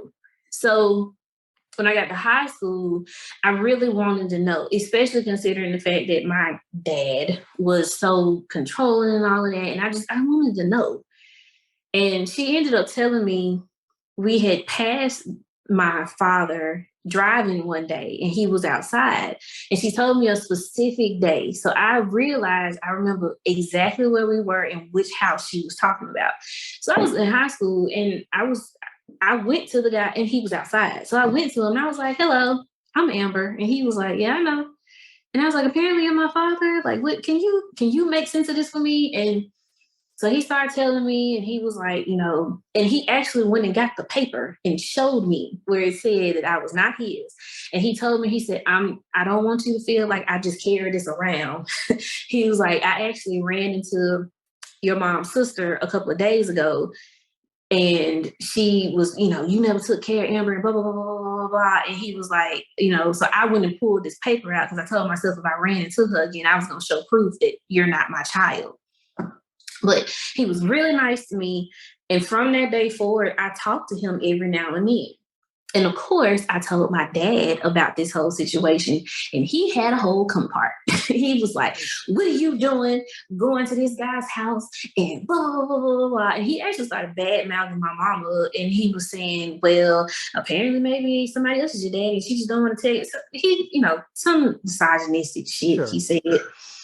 And so, like I said, the guy was really nice to me. He sent me a graduation gift. I talk to him every now and then. So now I'm getting ready so fast forward, now I'm about to get married. So I don't have a dad to take my husband to, And so I took him to meet this guy. And I was like, he's not my dad, but I can't get an answer about, I don't know. So I'm just going to take you to go meet him. And I wasn't going to let him meet my dad. Well, actually, I take it back. I did try to let him meet him. And he was like, I don't want to meet him. No, okay, fine. And I just let it go. Like, whatever. And so I took him to this guy's house. I'm trying not to say his name. So I took him over there, and he and my husband are like hitting it off. They having like a great conversation. Like, and it made me smile because I was like, well, it's something like my dad, so, they got they got a good connection. So, woo, yeah, we did it. Well, his brother comes and knocks on the door. His brother comes in. It was a Sunday, so it was like after church, he was coming to change clothes. So he was like, hey, you know who that is? To his brother. And his brother was like, no. And he says, that's Amber. And I was like, oh, I remember you, because that was the dad of my cousin.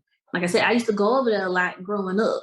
I'm trying not to, because I'm trying not to say people's names. I'm using a lot of pronouns here.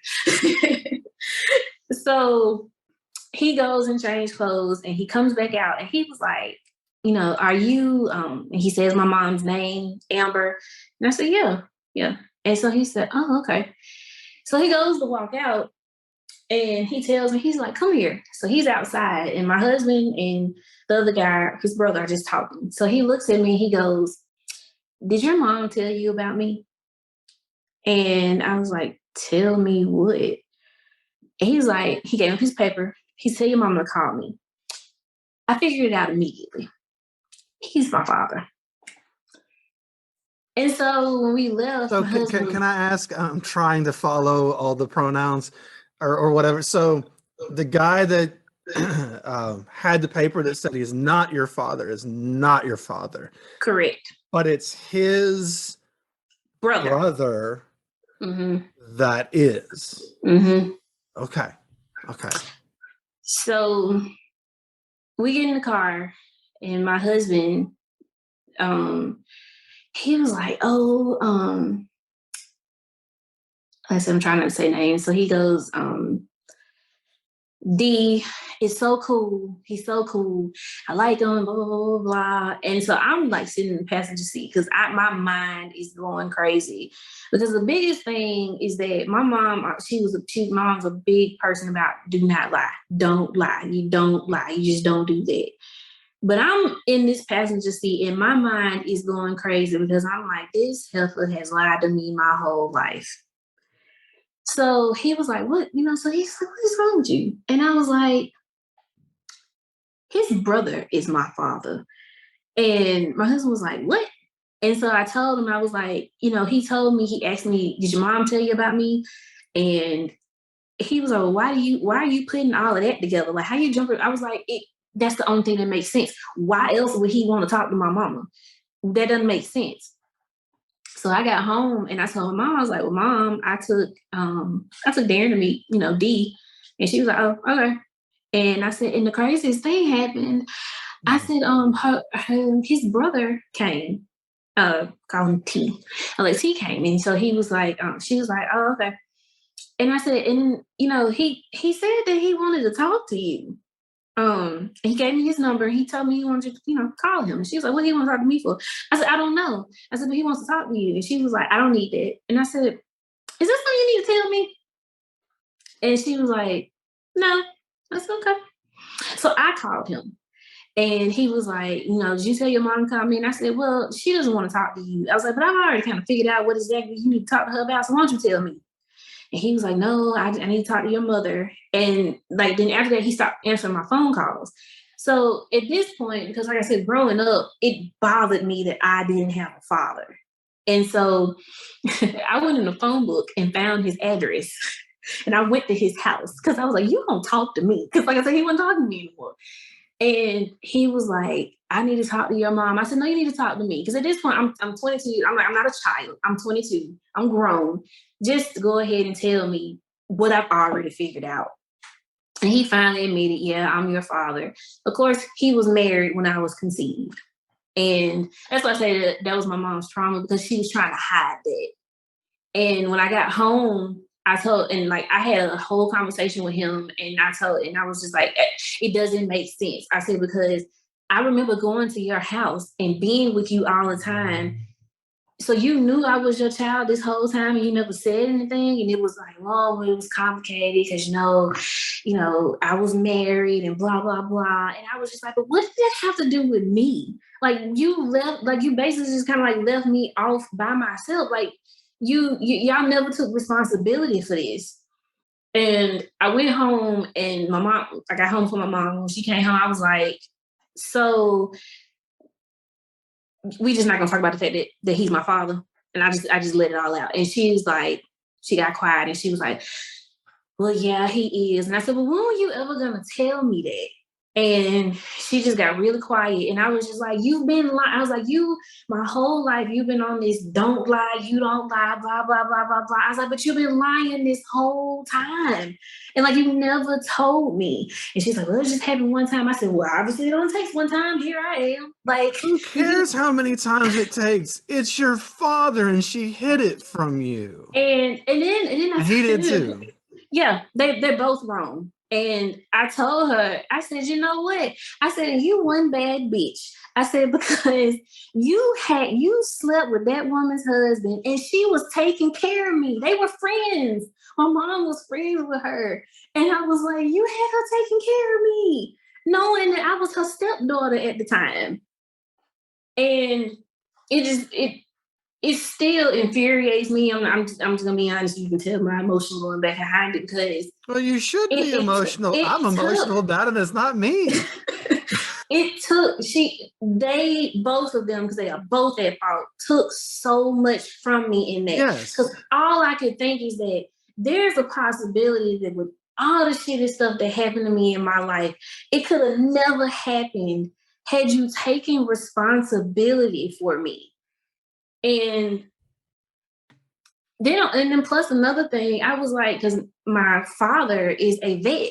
So, you had a GI Bill. I could have gone to school for free. But instead, I was out here busting my ass, paying my tuition.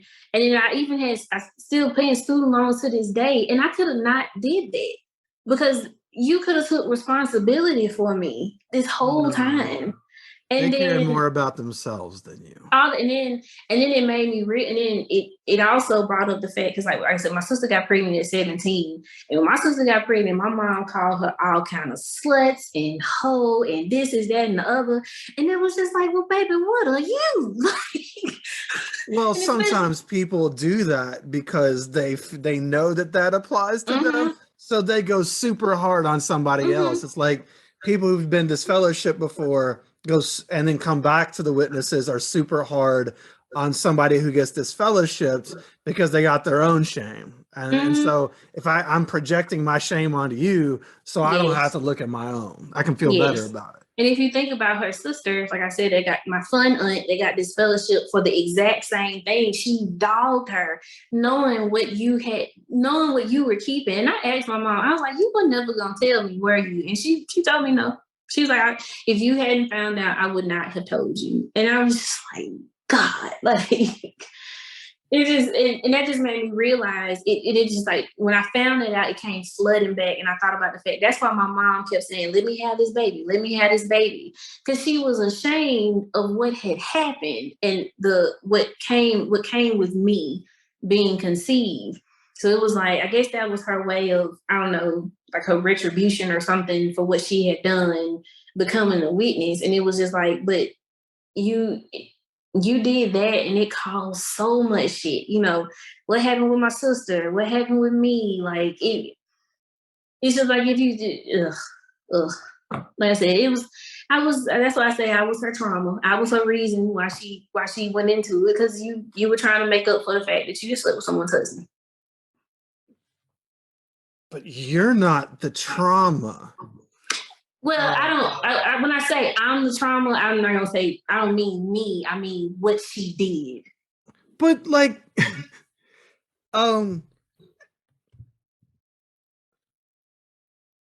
she chose to do what she did. It would be one thing if, like, I thought this was going to be a story where your mom was sexually assaulted or something, or something like that. But if these two people just got together and she was sleeping with a married man, you're not her trauma. You're her shame. Yeah, I guess that's a better word to say, yeah. You didn't traumatize her. She's ashamed of what she did. And then she took it out on you. Yeah. And because I just want to be sure to put the onus where it belongs. It never belonged on you. That's between her and this guy. That's theirs to hold and to bear. You're not her trauma. You're her shame manifested over her own actions. And that puts, again, the onus squarely where it belongs, which is on her shoulders. And she punished you and everybody else for her actions. And that's very twisted. And I'm sorry that happened to you. I hope that listening back to this when it comes out gives you some perspective and is cathartic in some ways and helps you to lend weight to what happened to you, because none of this was your fault. The blame goes squarely to some other shoulders. And what I do like out of this is that you are now the person breaking the cycle. You are the one rising above your circumstances, rising above the pathetic tools that you were given, because where were you ever given anything healthy in this situation? You've risen above this whole time, and now you have your own little family that you can change the narrative around. And I think that's a wonderful thing. So, life, I want to say life gave you lemons and you made lemonade, but like that's not strong enough. Life gave you rotten lemons, and somehow you rejuvenated them and are making some lemonade or some uh down south sweet tea or whatever. Like I know you don't like that, but I'm a fan of all the sugary goodness to the southern sweet tea.